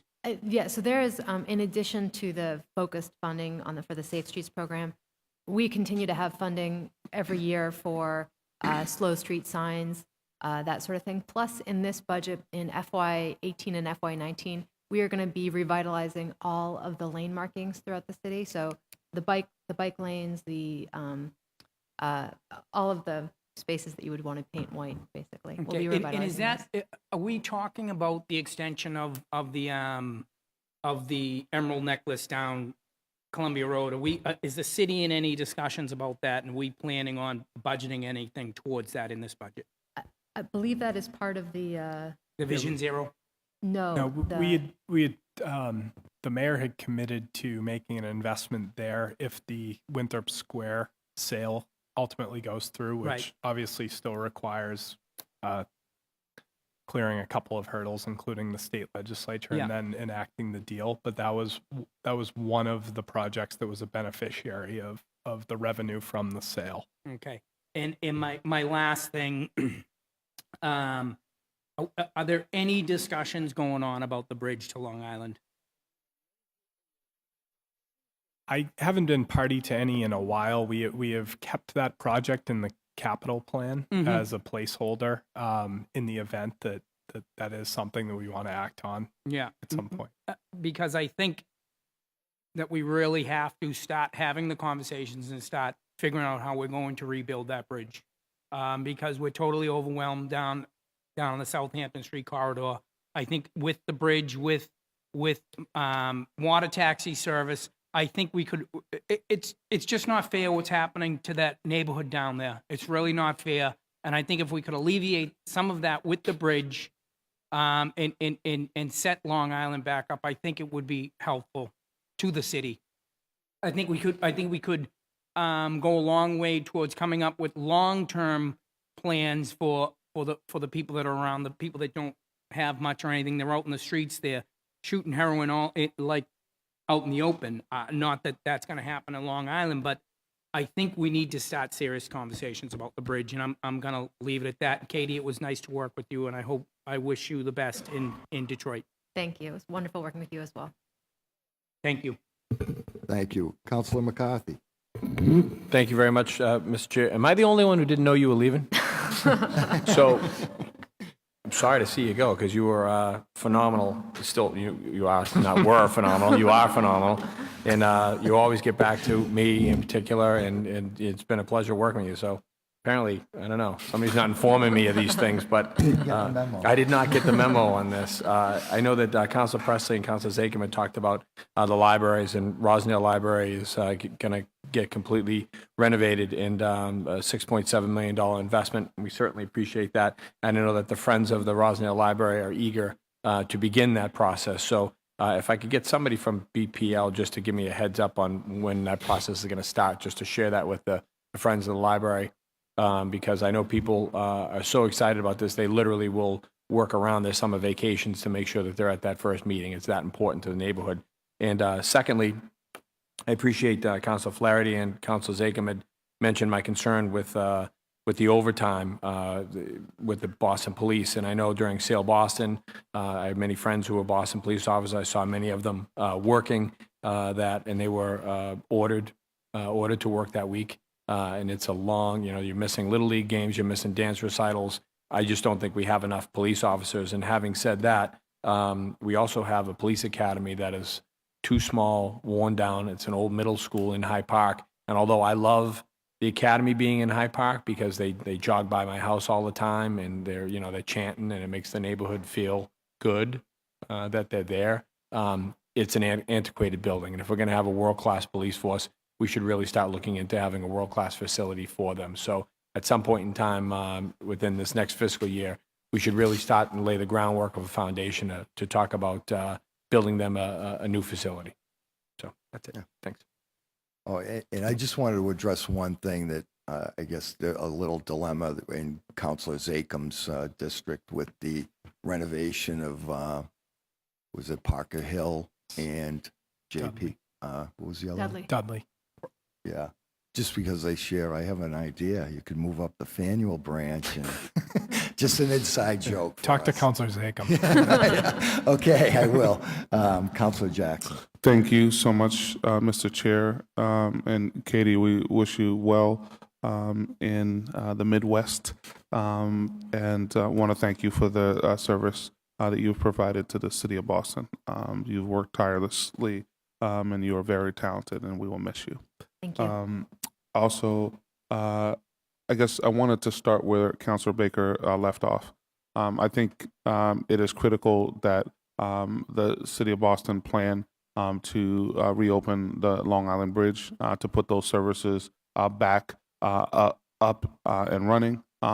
The crisis that was created by the city of Boston has touched every single neighborhood in the city.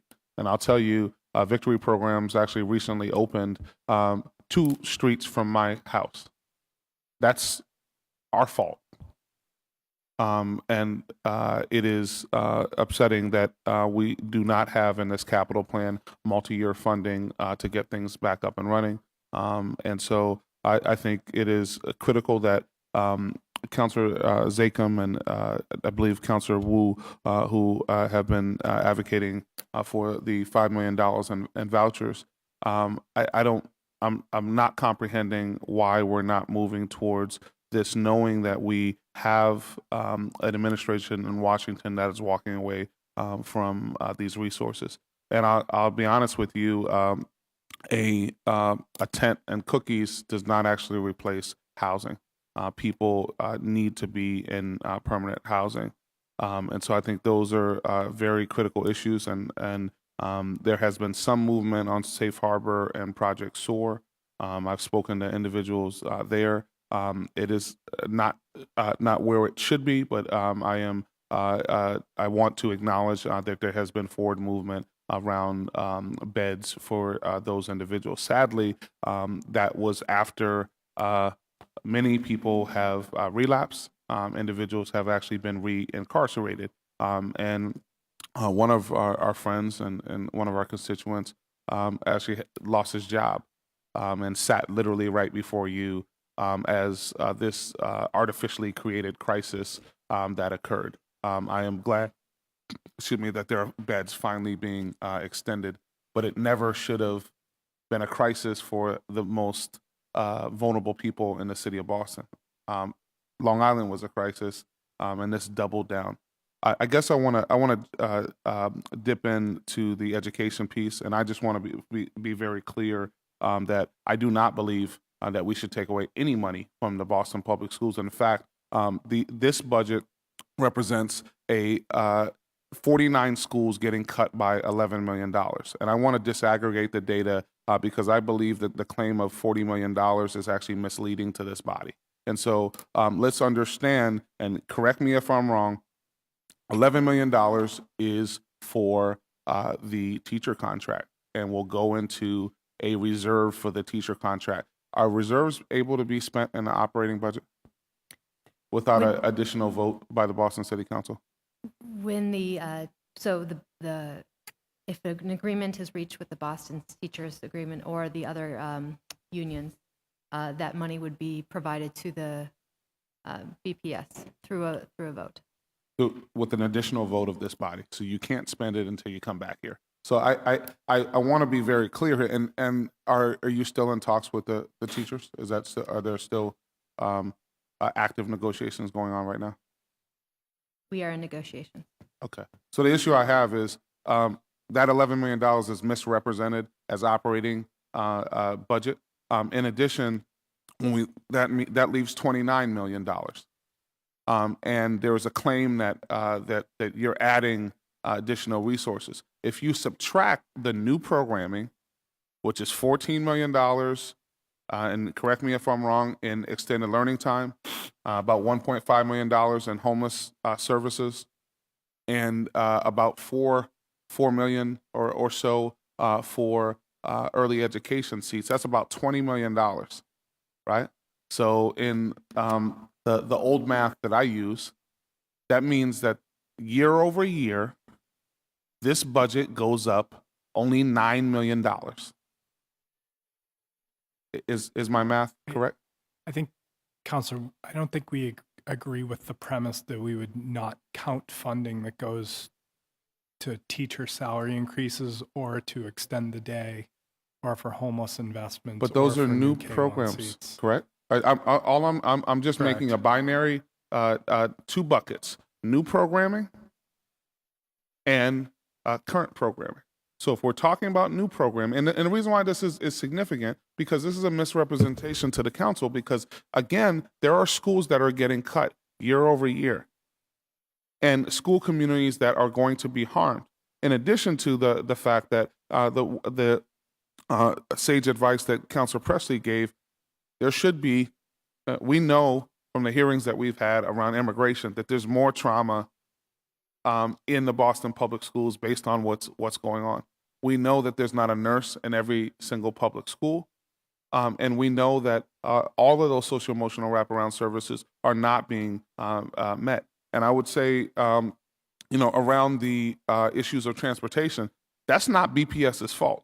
You told us that they were going to have those savings. And by the way, we knew you weren't going to have the savings. I told you weren't going to have the savings, and we're back here and you didn't have the savings. Because we know from the very beginning, when the conversation was actually brought up around even local feeder patterns, that the maximum amount 7 years out that the Boston Public Schools would ever save would be $9 million 7 years out. And you came to us and told us that you were going to have $10 million savings in 1 year. And I know now it's extended or whatever. What we have here is an education budget that, one, is a misrepresentation when it comes to actually how much money is year over year. I want to formally note it is 0.9%. You're talking about less than 1% increase for the young people year over year in the Boston Public Schools. So you're actually adding extended time on top of a baseline that is not keeping up with inflation. It is anemic, and I believe it's punitive and does not actually make the Boston Public Schools more competitive. I believe this budget again weakens it. And by the way, I'm not the only one who believes that. Your own Opportunity and Achievement Gap Task Force stood up at the Boston School Committee and said that this budget should not be passed. BEAM, the Black Educators Alliance of Massachusetts, as well as the Boston Citywide Parent Council. So again, year over year, with additional funding that we have, $144 million in net new revenue and some new revenues realized, we are not making the investments that we should be making in the Boston Public Schools. So I will not be able to support a school budget that does not plan for the future of the city of Boston in the way that it should with our schools. My question is, do you have any, and I want to give props to Councilor Wu also. I was one of the first to endorse yes on question 4, and I'm proud of my endorsement on that program, on that question, because it was actually a question for me, not of cannabis, but of social justice. There's a disproportionate number of Black and Latino men who get arrested for possession as well as distribution. So, are there revenues baked into this? Okay. This budget, no pun intended, that look at the future cannabis revenue? No, we are working with the State House. They're working on legislation, and we would anticipate that revenues from that would come in FY19. Okay. And on the parking meter fund, how much is being drawn down this year from the parking meter fund? Yep. So And also, what's the fund balance? Right now, we're projecting the parking meter fund to be about, at the end of FY17, to be about $98 million. We will be drawing down between, in FY18, we will be drawing down almost $69 million. That includes both a $22.5 million operating budget appropriation from the parking meter fund to support the transportation budget, as well as new additional capital investments to support Go Boston 2030 capital investments throughout the city. Mm-hmm. In addition, next year, we are also anticipating about some additional general fund appropriations to support the transportation budget, as well as an additional $24 million draw to support the Go Boston 2030 capital plan. And what's the revenue for next year? We are projecting $17.5 million in revenue. So we are pulling more than the anticipated revenue from the budget, from the fund. And the goal is to use the fund to invest in our transportation capital project. Mm-hmm. I would note, I do appreciate the additional million. I think you have an opportunity to even be more aggressive in the Vision Zero implementation. There is, and again, this is a better use than we've seen in the past of this fund. I believe that these dollars should be put onto the streets literally, and ensure that people are not passing away as they are traveling on the streets of the city of Boston.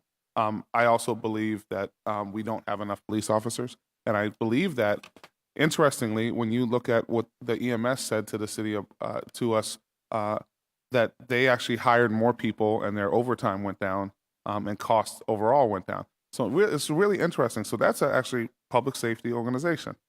Why are we not using the same mentality when it comes to the police department? And I've spoken to many police officers, and even more so than the budget, I worry about them relative to their wellness. That is a very stressful job, and people who are ordered to stay on. Again, a bad day for me is something written in a newspaper. A bad day for a police officer or someone who's a firefighter is a very different piece, right? And so I think we have an opportunity to be very thoughtful about how we add more officers and actually cut the total cost. And by the way, this is math, right? And so there's an opportunity to actually look at the $60 million overtime budget and look at how many officers that would it would mean to not go over on the pension side. So we obviously know that it's not a 1-for-1, but we do need to be thinking about how we add more officers. By 2019, I'm told, and you correct me if I'm wrong, there are almost 500 police officers who would be eligible to retire. I believe it's in the high fours. I don't know that number offhand by 2019. But we would say that we do track the retirements very closely, mm-hmm. and look to make adjustments in our class sizes to accommodate that. And as was noted in response to Councilor Flaherty's questioning, at a minimum, we know we are always able to maintain police staffing levels. In addition, the last couple of years, we've obviously had the cadets, and now we have the largest police class we've had in a very long time, with 100 in FY18. And I'm sorry to skip skip back to this because I missed it.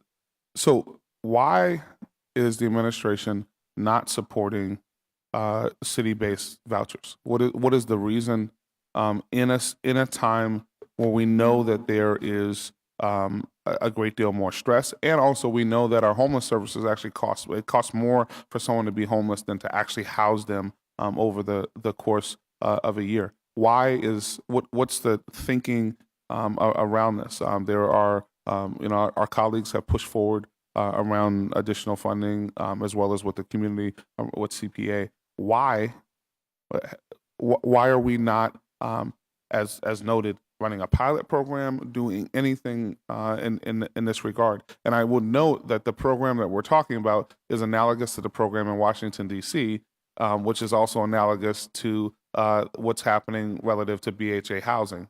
So they actually have that program in Washington, D.C., and I've actually spoken to people down there in the housing department, and it is a successful program that stabilizes people's housing, and in addition leads to a better quality of life. So why? So I think as we discussed when Councilor Zachem brought it up earlier, we've reviewed obviously all of the requests that have come in through the year. As Councilor Campbell alluded to, we've allocated funds based on what's available and prioritized. Councilor Presley noted this as well.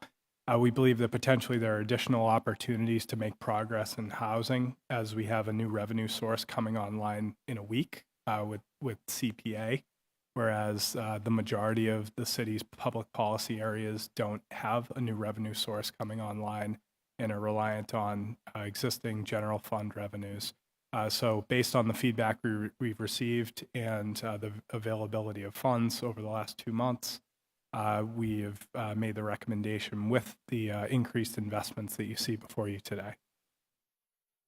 Okay, I'm getting a side eye, but I guess I would just say I'm still disturbed by us not actually getting to a solution when it comes to this issue. And recent data has actually shown, even with some of the buildings that have been built downtown, there's a question of actually whether or not they're even real housing. Millennium Tower, there's an analysis that says only 20% of people are actually taking the homestead. So this mentality about just build, and also we are adding, I guess we're adding folks to ISD. How many people was that for? 5 building Five. inspectors. And how many people are being added to Sharps? 2.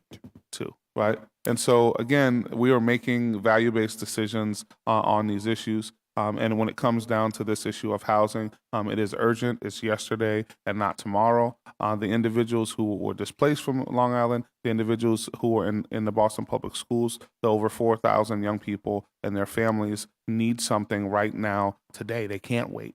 And when we speak about opportunity and achievement gap, this is the core, the center, and the epicenter of those issues. And for that reason, I'm going to have a very hard time supporting a budget that does not include those vouchers. And so I want to thank. I also want to thank our chair for working tirelessly this year again on these issues. But I will have a very difficult time supporting something that doesn't include those things in the future. Thank you. Councilor Sabi George. Chair, so I just have a couple questions on the increased funding for the Mobile Sharps team. That's an addition of 2 more folks. What's the financial increase or the dollar amount? Sorry, 1 second.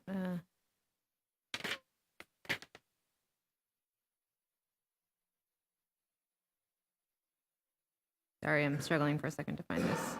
Oh, here it is. It's almost 100,000.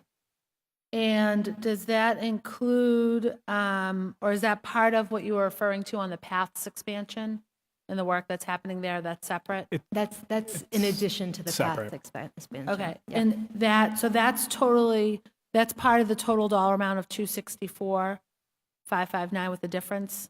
So you're talking about at the Boston Public Health Commission? Yep. So at the Health Commission, we had the addition of the mobile sharps as well as Pension the costs. pension, some additional pension Oh, and then costs. some pension Because their pension is built into their budget.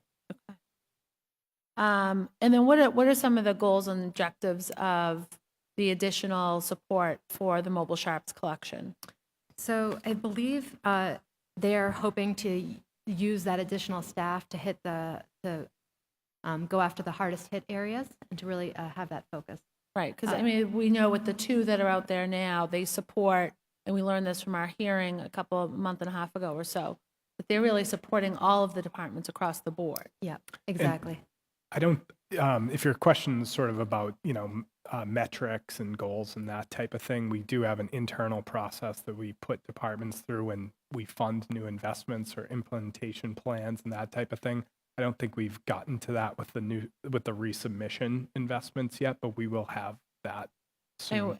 And I appreciate that, but I think we just, from our hearing and from our conversations through the budget process with the Health Commission, 20,000 needles over a 12-month or so period, the constant 311 calls, the work between departments, whether it's parks, whether it's ISD, whether it's Public Works, it's been an incredible burden on the city, and we need these additional resources. So I appreciate that, but I want to get a little bit to the thinking and why we're moving to that space. Will that be, because right now with the two on the current mobile sharps team, that's just basically Monday to Friday, a single shift.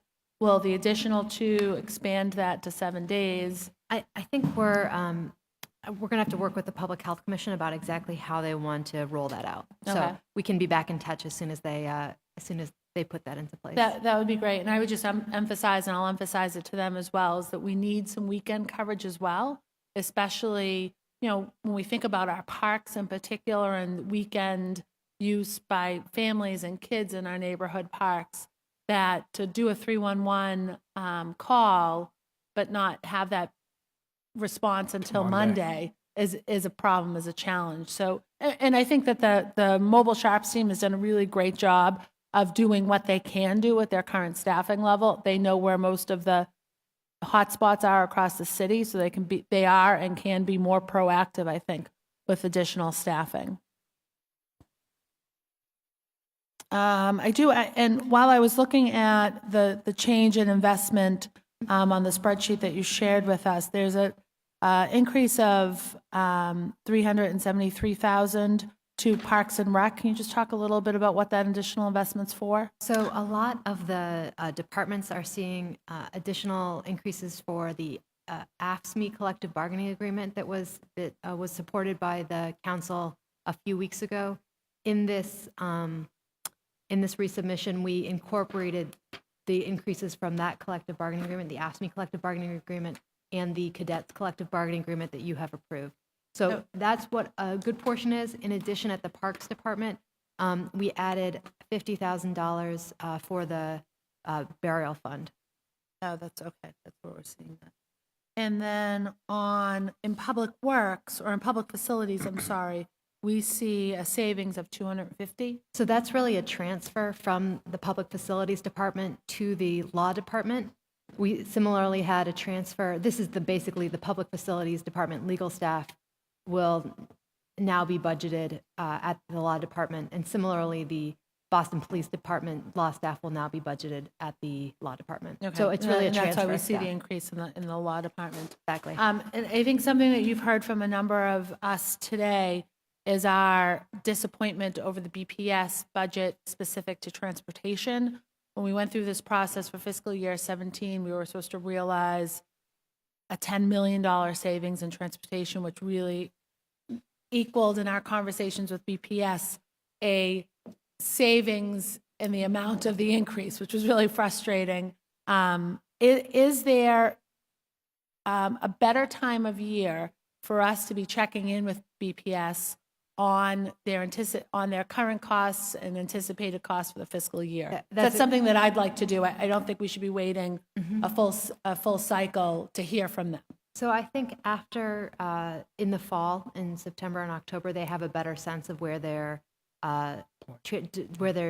school buses need to be deployed. And so they have plans and they, have a whole routing. But then as you get started with the school year, you get you figure out where there are kids that you didn't think they needed transportation but do, or the vice versa. You thought this kid needed transportation but he doesn't.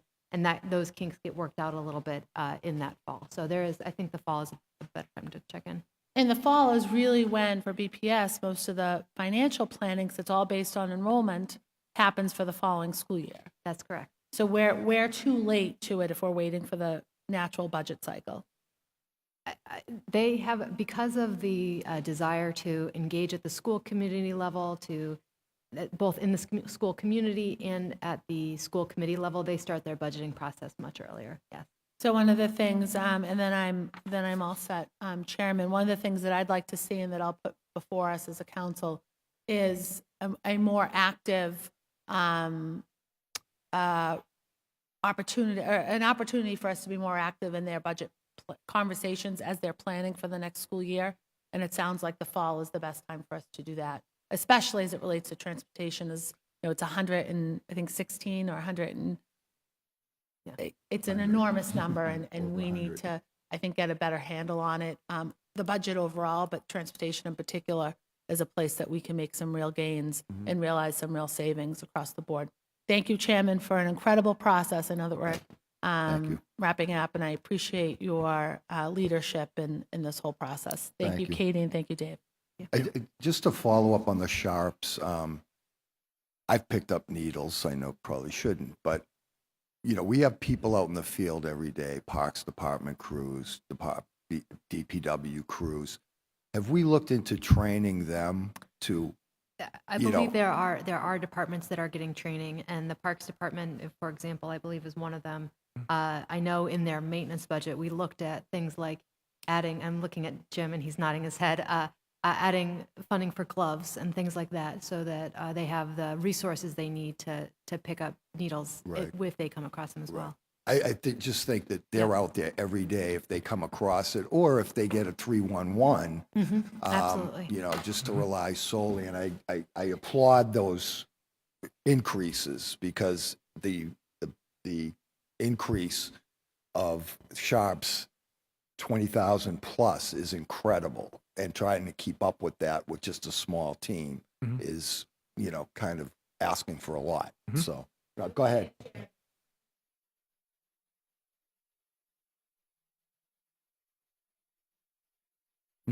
Right. Departments need a little bit more support and encouragement to get to that point. Yeah, I think anybody in the field like that should, we should use those resources. But thank you. Councilor Wu. Just one really small question following up on Councilor Campbell's leadership with the Youth Development Fund. What is the amount of available of fund? And It's $250,000, okay. and it's going to be at the police department. Okay. And is there any process so far of what size grants will be available, or how many? I think we're excited to work together to figure out the right program set up. Okay, thank you. Thank you very much. Thank you. Sorry, took me by surprise there. Who's next? Councilor Campbell. Sorry. I think all my questions were asked and answered, and I just had I'm going to pass it on. Okay. I think I just had a brain fog. Okay. Oh, that's what it was. Following up on Councilor Sabi George's point, which was a really great point. After the budget last year, there was conversations with BPS about how we get involved as a council or much earlier on versus getting it sort of at the end of the process and feeling like we have such little power to really adjust many things in the budget. So I would love to think of ways where we could work with your administration as you're working with BPS and with Councilor Siomo, hopefully he stays in that leadership role of his, to actually have conversations early on, not just about the cost saving measures, but other conversations they're having around how they save money across different departments. It was great to hear offline that the transportation division is considering different things in terms of efficiencies and stuff like that. I know for myself personally, I'd love to see them also think even more outside the box.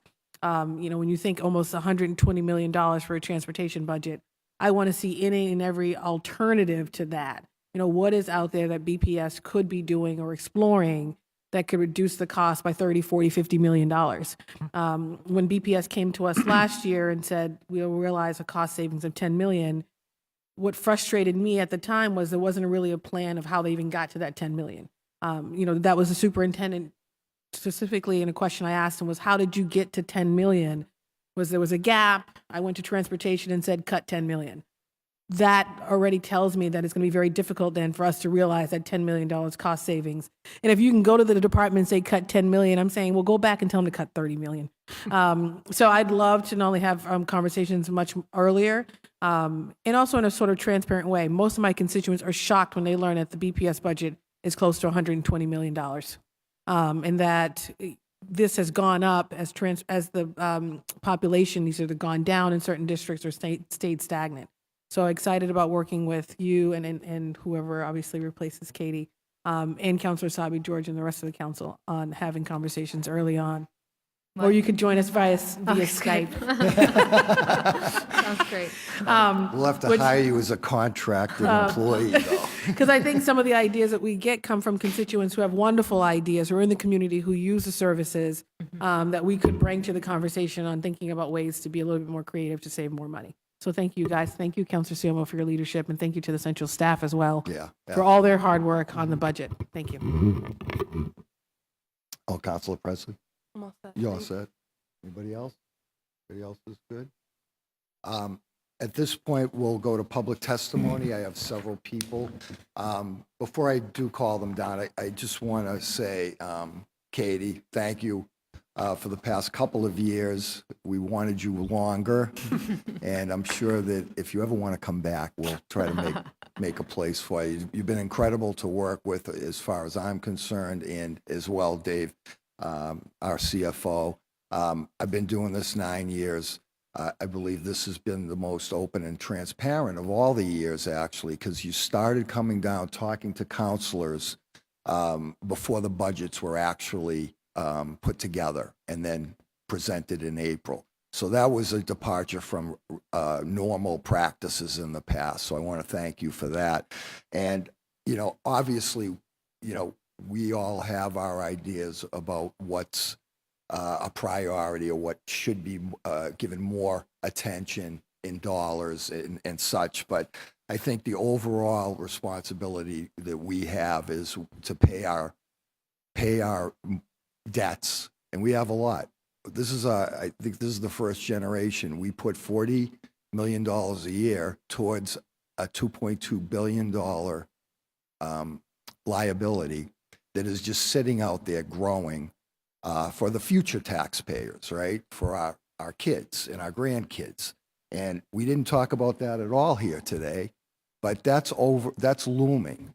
And we pay a significant amount of money towards our pension system, which won't be fully funded for another 8 years, which also takes a significant amount of the dollars that we have to work with, right, to provide all the services we do. I think we do a good job in balancing all of that. And I want to say that you've been partners in that. I want to thank Mayor Walsh and his staff and you as well. And with that, let me now call. Folks can come up to either podium or maybe that one because that one's got a laptop. Mallory Honora.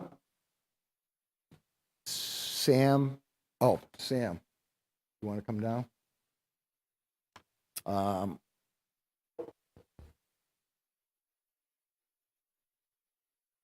Hi. Hi, good morning. My name is Mallory, and I'm here in my capacity as the Communications and Policy Coordinator for the Louis D. Brown Peace Institute.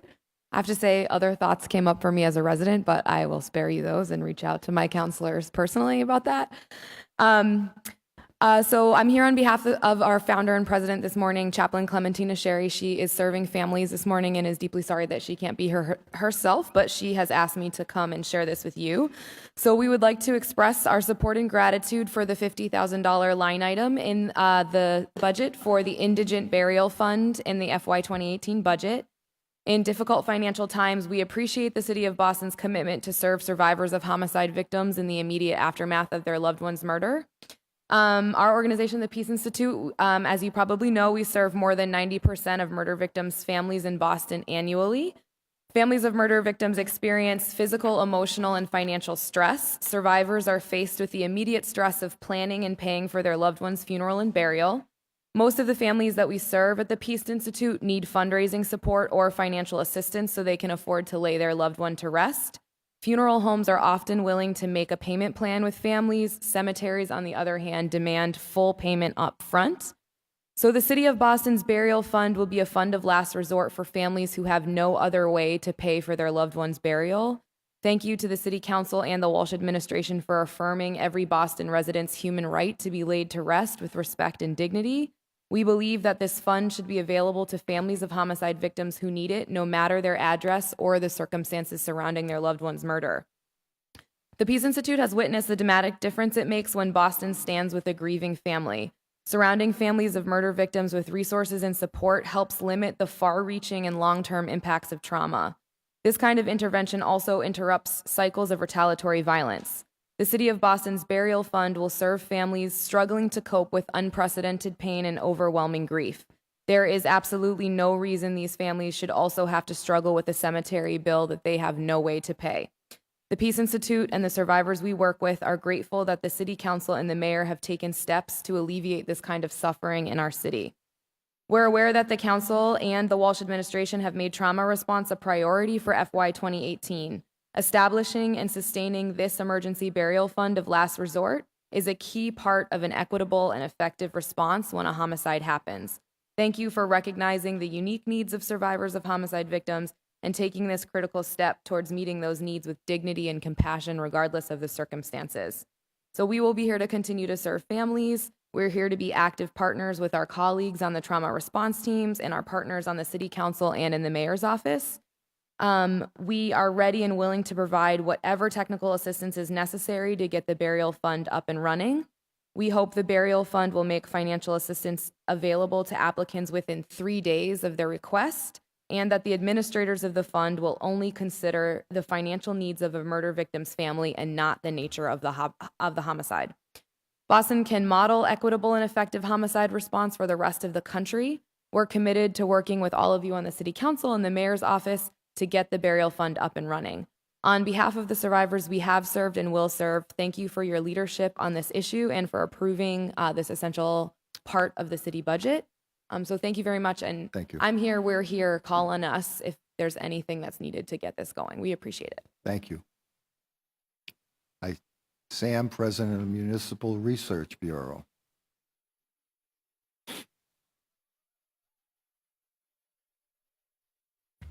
Mr. Chairman, for the record, my name is Sam Tyler, President of the Boston Municipal Research Bureau. Actually, after listening for 2 hours, I feel compelled to note that this budget is a $3.5 billion budget, $148 million increase. That's a 5% increase from the prior year. At a time of uncertainty in terms of state and federal funds, I think that's quite an achievement. I heard a lot of other issues that would like to be addressed, but what's interesting is that the city appropriations for the departmental services has increased by 4%, but the non-discretionary, the pension costs, the not health insurance, pensions, debt service, state assessments, particularly charter school tuition assessment, in aggregate has increased by 8%. So you're seeing a larger increase in the share of what you really don't control. And so much of the city budget is tied to personnel. So these contracts that are being negotiated are building that increased spending. And as a result, the other issues that you're talking about are discretionary that there's less room to fill. So that's why it's important for good negotiated contract that is reasonable, and we're not spending $400,000 on an employee, because that's going to take its toll in terms of dollars that will be available for the services that you want. I was going to just really go through it in a different way, the increase in the budget as with the resubmittal. And altogether, it's an increase of about $7.78 million. But it's the COLA increase. This is the agreement that with the green light from the Walsh administration, that the retirement board increased the COLA base from 13, or voted to increase the COLA base from 13,000 to 14,000. That adds about $3.3 million to the budget. The ASME contract adds another $3.2 million. So between those two, that's 83% of the total increase in the budget from what the mayor originally submitted. And then there are 10 positions, and it's been talked about in terms of the different services they provide, but there's 10 positions that add another basically 10%. So 93% of the total cost of the 7.78 million are in the COLA increase, the ASME contract, and the 10 positions. So it's pretty simple. Regarding the COLA increase, I mean, that will provide a $30 increase for the retirees. But it also, because of the short time to reach full funding, it adds $25 million to the liability of the pension system. And you've heard me enough times talking about the importance of reaching full funding by 2025, at which time in 2026, 84% of the costs go away and can be applied to the OPEB liability. But it's because we have disagreed with increasing the COLA base. We've agreed to the 3% on the 13,000 that's built into the actuarial schedule. But our concern is that this puts more pressure on the ability to reach the full funding. I mentioned that the increase in spending is $7.8 million. The net increase is around $6 million. You've already heard about the savings, cutting back on debt service, health insurance, and then the revenue to support that, the property tax, new growth of almost $3 million. The fact that this fiscal year, the new growth was $75 million, and the budget for next year provides $50 million, indicates that there is room for, the additional $3 million in the property tax growth. Relying on a revenue source that doesn't even exist at this point in time is a concern to us. I think certainly the Airbnb rental excise is in both the House and Senate budgets. There is likelihood that would be approved.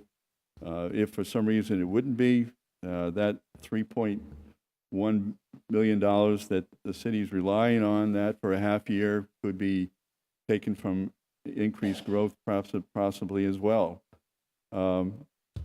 Just overall issues in terms of the budget, the $3.5 billion budget, as was noted, the property tax represents basically 69% of the total revenue, yet it represents 77% of the total revenue increase.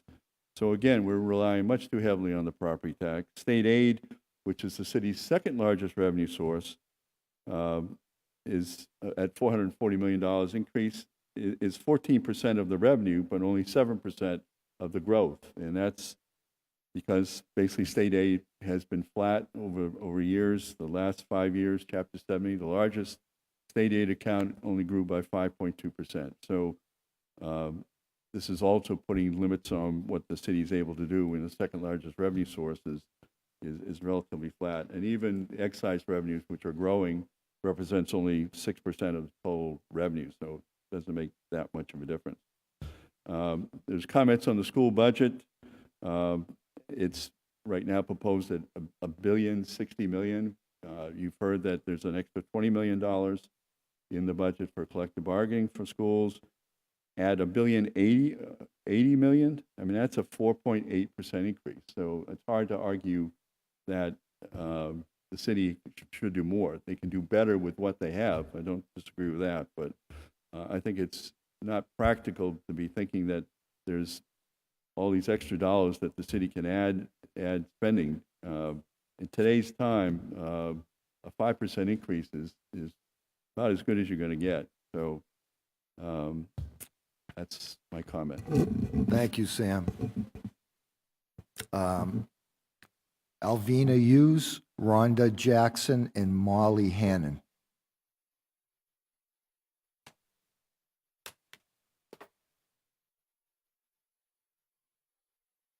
I'm going to wait until after this one.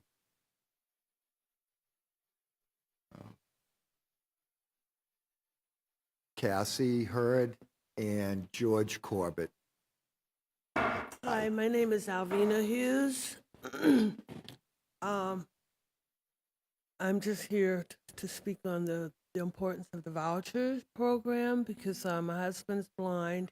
He and I were in an apartment in Quincy for 5 years, and the rent went up by $100 every year. Eventually, we ended up at Father Bill's, and without the program, we wouldn't have been able to find housing, fair housing.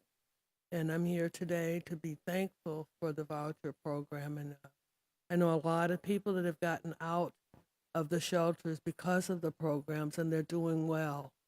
I think if a lot of people are given the chance and have hope that they can have a nice life once they're out of the shelters, if they can get out. I'm very new at this and very nervous. Yeah, I you're just doing wanted great. to have my little opinion. And I thank you for being here today. Thank you. Thank you, Alvina. Hi, my name is Molly Hannon. I'm a member of the Mass Alliance of HUD Tenants. I'd first like to thank the 3 council people here that signed our letter in support of the city-funded voucher program. I can remember back right before Mayor Walsh got elected, we were standing out front having a protest because there was going to be some cuts to the Section 8 program here in the city with the sequester.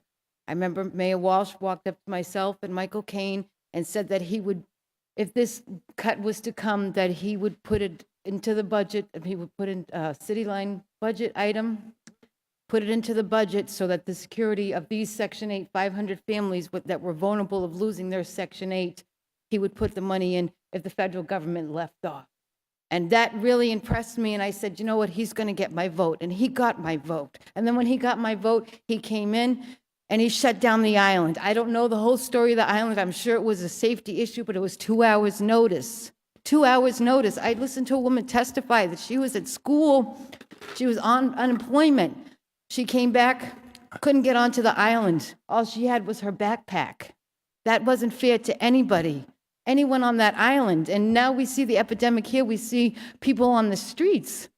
We see the people that do drugs on the streets. And we can't, and it's awful. It's an epidemic. I know I'm preaching to the choir, all of you here, but we really need a city-funded voucher program. We need affordable housing. Where the development where I live, Stony Brook Commons, we had 540 units of affordable housing. That mortgage came to maturity. Now it's unaffordable. I'm getting by because I have a Section 8 voucher. I'm one of the lucky ones. And no, I'm not poor. I'm poor, but I do what I have to do. And it's not fair that we're being judged because, you know, we're Section 8 voucher holders. I'm a working single mother. I was fortunate to have affordable housing to help raise my 2 children, which are really wonderful children. And I was able to, you know, live here in the city of Boston in a beautiful neighborhood and not have to worry about paying thousands and thousands of dollars for rent. And I was very fortunate. This program is vital. I mean, we see our brothers and sisters on the streets. That's not fair. That is not fair to any one of them. And we're only asking for $5 million out of a $1 billion budget. Yes, we have the CPA, but the CPA isn't doing anything right now. We need something done right now. So please, please just ask him. And please just stay on top of it. And please, we just need this. We need housing. Housing is a human right. And again, thank you for all your support. I appreciate it. Thank you. Good afternoon. My name is Rhonda Jackson. I'm with Mass Alliance of HUD Tenant, and I'm also part of Save Our Section 8. I'd just like to give a shout out to the counselors that support the city-funded voucher that would go up and talk to the mayor. That's President Michelle Wu, Anissa Sabi George, Ayanna Presley, Michael Flaherty, Frank Baker, Andrea Campbell, Matt O'Malley, Tito Jackson, and Josh Sakem. And just another shout out to Josh and Andrea for talking about the city budget, saying that we needed these city-funded vouchers. We came to each of the city councilors and asked them to vote down this budget as well, because we wanted them to have the city budget. We were asking for $5 million, even money for it.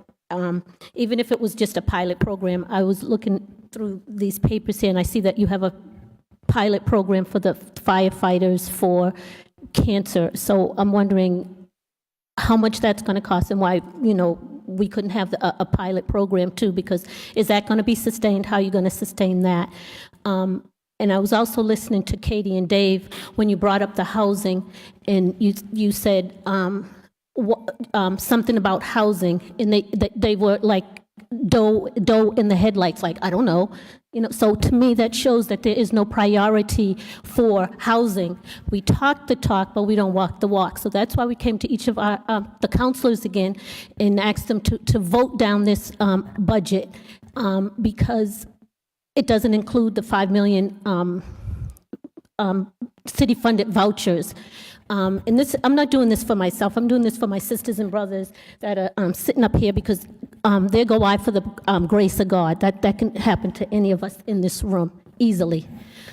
So that's why I'm here to say, please vote down this voucher, the mayor's budget. I also want to put on record that I'm very disappointed that my city councilor did not vote for this each and every time I came to him, and that's McCarthy. And also when we had meetings with the mayor, and the first time we had the meeting with the mayor was to come up with the idea of the city-funded vouchers. And then he told us, all right, come back and tell me how I'm going to sustain this. We came back with, I don't know, 7 ideas, and each and every one of them he shot down. So I don't know, but these vouchers are needed. All you need to do is go to BMC as you're coming off the highway to come into Roxbury, and you see a line of them. That disturbed me. That's very disturbing. That should disturb all of us. That it shouldn't be, that we have homelessness in the world, but in Boston, and, we have something.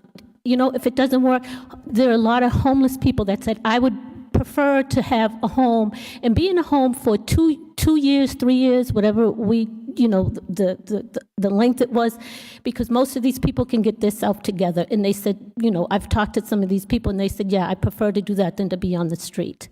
The Long Island shelter being shut down, that was a mess, and I think that the city owes it to its constituents to make sure that there is no homelessness, and that's what the mayor keeps saying, that he's for us and that he's the best thing for the homelessness. I don't agree with that, and I didn't vote for Mayor Walsh, and I won't again this year. Thank you. Cassie Hurd, George Corbett, Macquarie, Janice Macquarie. Okay, thank you. Hi. Hi. Good, I guess, afternoon at this point. I'm Cassie Hurd. I work supporting and advocating alongside and on behalf of community members experiencing homelessness. For the American Friends Service Committee, I also organize with the Boston Homeless Solidarity Committee. Some of the members are here, along with the Mass Alliance of HUD Tenants and the Save Our Section 8 Coalition. For the past 3 years, we've been advocating for the city-funded housing voucher program. I wanted to thank all the 9 counselors who've supported this, led by Councilor Zakem, and all, the counselors on the ends here, not you all. And I do want to express my extreme disappointment in my counselor Siomo for not supporting this. I know several folks in our district have advocated to you to be supportive of this, including some tenants from Babcock Towers who are at risk of displacement and homelessness, who, if their building does go market rate, will not have another option for housing because they will not be eligible for Section 8. They are elderly and disabled and will not have another opportunity for housing if they are unable to afford market rate rent, which they will not. And that will be March 1st, 2019. So, and there are about 160 folks who are at risk for that. So that is a very imminent disaster waiting to happen and something that is preventable. But what I had planned to talk about was that we had gone to Mayor Walsh first 3 years ago, and with a very rough sketch of an idea that we had heard about from Washington, D.C., but knowing that this had great success, that this had gone from about 1,000 vouchers to 3,000, and people had really been able to stabilize themselves. And rightfully so, he said, I need to have a better idea of this. And so we came back a year later, and he said, I need to see this be have a more sustainable funding source. So we came back this year with 5 sustainable funding sources. And these sources include the regular city budget, which we had hoped housing is a priority of the city, right? And we have heard the mayor and you all affirm that housing is a human right. So we heard this and hoped that funding could come from the main city budget, but we have heard that it could not happen. So we thought of some more creative solutions, such as recapture agreements from new developments or dedicated future property taxes for $1 million condos. There are a few other solutions such as this, which ensure that funds from large luxury housing that is actively displacing community members, largely people of color, and exacerbating the homeless crisis, could begin to meaningfully contribute to housing for community members who are being displaced, and sort of mitigate this and begin to stabilize these communities. But these were all turned down sort of seemingly without real consideration. So why, these folks and I are here today is very personal, because everyone who's sitting over there either is currently homeless or is someone who is at risk of homelessness. Either myself included, someone who I don't have any sort of voucher, but certainly I live with 6 other people in a home. And while I've lived in my home for 13 years, I have a wonderful agreement with my landlord. Did I not have that, would not be able to afford the neighborhood I live in. So, I am someone who I guess technically considers myself housing insecure. And, I think we all have to understand that if you're a renter in the city and you're not someone who's making about $100,000 a year or somewhere around at least 60 or 70, you are someone who probably is housing insecure. And so we have to make sure that we're becoming a more stable city. And the city-funded housing voucher program would help to stabilize those folks who are currently on the streets and begin to mitigate the problems we've caused with this crisis. And so by not including in this budget, it really is showing that securing housing for those who are most vulnerable is not a priority of this administration. So while we appreciate the support of the 9 councilors thus far, we ask that you continue to vote down the budget until it's included. Thank you. Thank you. I'd just like to clarify, as the chairman of this committee, I don't sign on to letters throughout the process. I just feel like, I need to remain neutral. That's not to say that I don't support the voucher program, or I do at this particular point in time. I agree with the administration on the CPA funds. That may be somewhere we can look at it. But I also want to say, since I've been in office, I've worked with people, the old Waverly Apartments, to preserve that as an affordable voucher receiving company that took that over, Warren Hall building, numerous other expiring use. I've worked with especially Chairman Kevin Honan, the chairman of the state. So I just want to say, I don't know if that makes a difference, but meeting or anything. Okay, thank you, sir. Yeah. Let me call the remaining, George Corbett, Janice McCord, oh, she left, and Natalie L. and Linda Freeman. Okay. Good afternoon. Wow, lots been said here today. I had to get out and take a breath, when they started talking about all these millions of dollars and stuff. And I went outside and, I don't know, I was just really overwhelmed with all these numbers about dollars and cents. And, I was thinking about how back in the 60s and 70s, we stood in protest to struggle for equal rights and all this stuff. And here it is, 2017, and I'm 63 years old, and I'm back doing basically the same thing in a different format. And I don't know much about dollars and cents. To a degree, I do. I've been here 8.5 years in Boston. It was recommended to me that I try this city out, and that it was a great city, and there were opportunities here for me, and I came here. And when I got here, I didn't ask for food stamps. I didn't sign up for welfare. I got out and I worked temp labor for about 3.5 months and washing pots and pans. And I eventually got a job driving limousines. And, things were accumulating for me. Eventually, unfortunately, my sister died in 2014. I became homeless. I ended up in Father Bill's in Quincy. And I eventually came into the SOAR program here in Boston. I signed a contract which basically said that it would give me an opportunity to get back on my feet, become a productive member of society, and I took advantage of that. Unfortunately, SOAR closed. It was devastating. The closing of SOAR cost me my job. I became more homeless. I basically live out of a locker that is 6 feet tall, and now I'm going to a locker that's 3 feet tall. I'm really confused about a lot of this stuff. When you talk about the budget, and no disrespect to people that have certain agendas that they want, but when you can find $1 or $2 million to fix up a park, but you can't find $1 or $2 million to provide homelessness or a place for me to live, that's kind of insulting to me. I'm a taxpayer. I worked.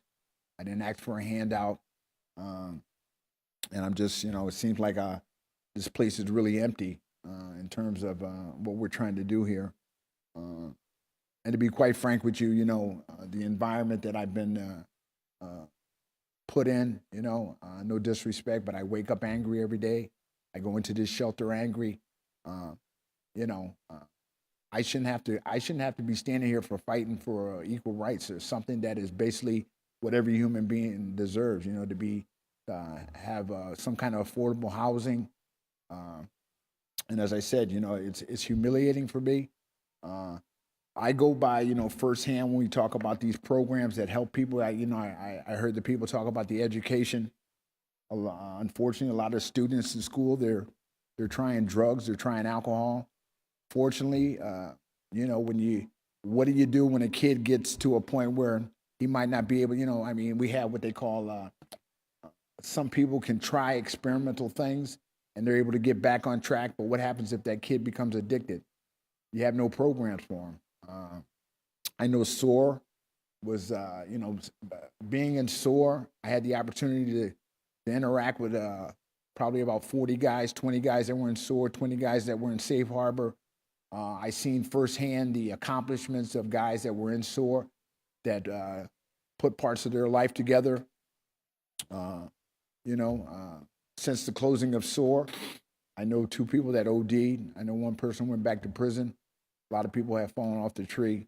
Closing of these vital programs is an asset to this community. When we talk about the opioid addiction here in Boston, and we talk about, I know you were mentioned, they were talking about the needle thing where they're picking up needles. Well, I walk down Southampton Street pretty much every day, and there's a lot of needles out there. So maybe it's in other communities. And maybe I'm all over the place, in terms of what I'm trying to say. Because as I said, me coming here today, I'm like thinking to myself, what's the purpose of me speaking out when basically when I look around and the actions of this government basically shows me that they don't care. And with all the intelligence that's in here in this room with the millions of dollars, You know, they can come up with these ideas about, you know, money here, and I don't think $5 million is a lot of money when it comes to saving lives in this community. I've been sober for 16 years, you know, and I don't get into my personal life, but I made some bad choices in life. But I got myself on track, and for me to earning my way up the ladder, so to speak, maybe not financially, but in terms of my character and personality, and to have this government come and say that, you know, basically they come up with these ideas and I'm the one that has to adjust to it. I live in an environment that is not healthy now. SOAR is closed, Safe Harbor is closed. So I have to go back to basically a shelter. I earned my way out of that shelter, and now I've been told that I have to go back into it. Nobody's helped me out with housing. You know, I lost a really good job because of the closing of SOAR. Basically, in shortness, you know, when they closed SOAR, I drive limos. I was driving for the second biggest limousine company in the world. I was working 12, 14 hours a day. I came in one night after I made a New York run. I got into the SOAR about they changed it over into the shelter rules. I got in from New York about 1 o'clock. I had to get up 5 o'clock in the morning, prepare to get out. I went to work with about 3.5 hours of sleep. I fell asleep at the wheel on the Mass Pike with a client in the car. I had to get fired. That might not seem like much to you, but my job was everything. My granddaughter depended on me. My son depended on me. And now I'm out here asking for hands out. Fortunately, I got some friends that helped me out. I believe that housing is a vital aspect of all human beings. It's unfortunate that in this country, alcoholics and addicts and homeless people are at the bottom of the totem pole. And when I heard the two people, when Councilman Jackson asked them about, you know, what's being done for the housing, they kind of like priorities. Well, that's humiliating to me. That's insulting to me. You know, for a hardworking person like me, a person at my age, that's insulting. And I said, I respect everybody's agenda, but, you know, when you can get 100,000 and put stripes on the road, you know, $1 million something to parks that eventually homeless people will be in, you know, those are priorities over me. That's insulting. So, you know, like I said, I don't know much about this budget stuff. I just know that we need some help. We need help now, not 6 months down the road, not a year down the road. And, you know, so thank you very much. Thank you.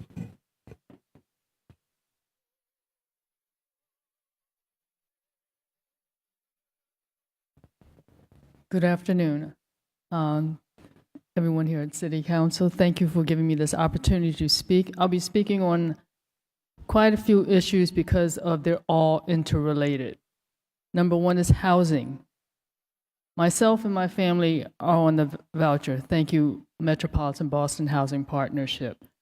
Some people think I wouldn't be, but yet I am. Due to many years ago of certain circumstances that fell on me. I'm speaking on behalf of single parents, surviving families of veterans who have passed, those who've become homeless not by choice. The vouchers are needed.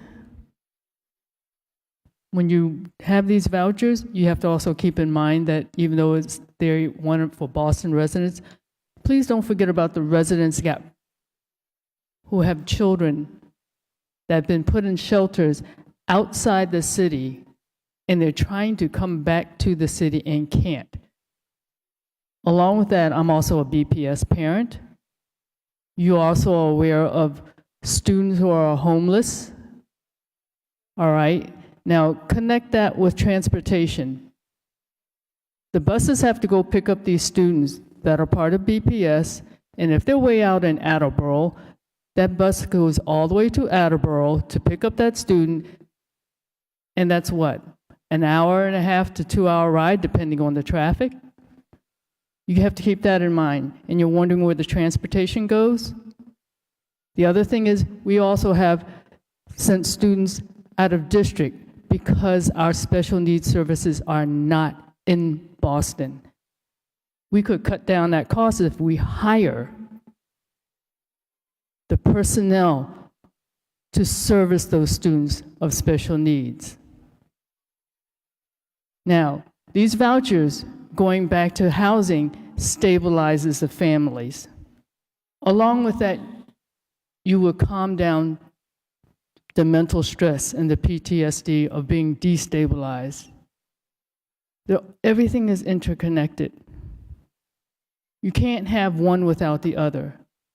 When you come to your parks and recreation, and wherever you are near BMC, along the so-called recovery mile, yeah, you're going to see those needles and everything under the sun out there, including the fem hygiene or the personal hygiene being scattered here and there.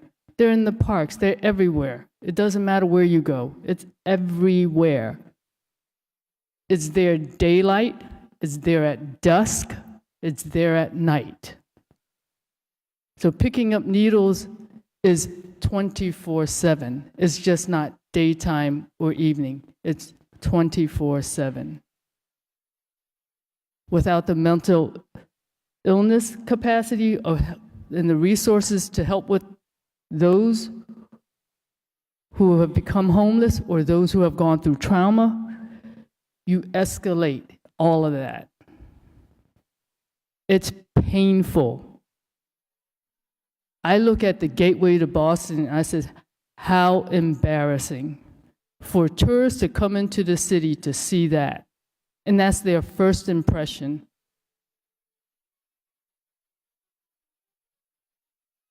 I would be embarrassed to have that at some, that's your front door. And to also exit for whatever reason, going vacation, get onto 93, get onto Route 3, wherever you're going. That's also your entrance and your exit. You have to take all of this into consideration.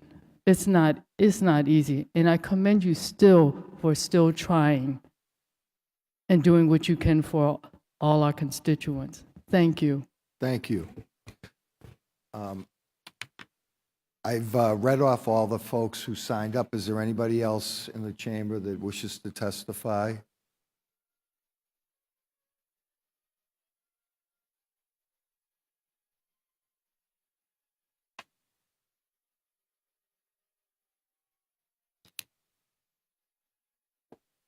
Ladies and gentlemen, my name is Gary Brooks. For me, a member of the SOAR program.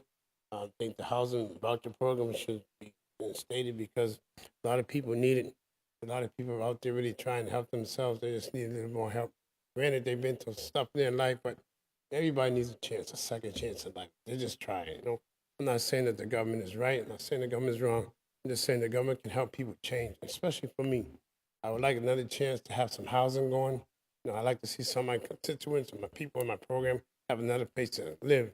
It's okay to be in a shelter, but they need some place to be at home.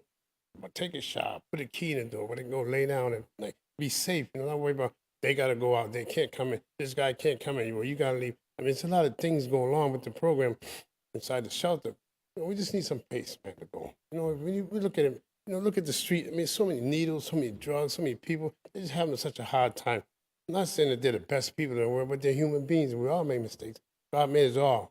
If we made mistakes, if we was perfect, then we wouldn't know how to make mistakes. We wouldn't be perfect. We would be making mistakes. So like I said, Cassie got up here, a lot of other people got up here, and they're just trying to make a point that we're all trying to make.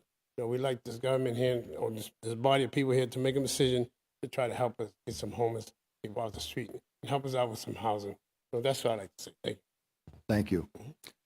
So that concludes today's hearing. I'd like to just end by thanking especially central staff and particularly Michelle Goldberg, Kate Sullivan, Kerry Jordan, Candace, and Cora Montron, who staffed these hearings for the past couple of months, and my colleagues for their very comprehensive and thoughtful contribution to this whole process. I want to thank you all. This hearing is adjourned.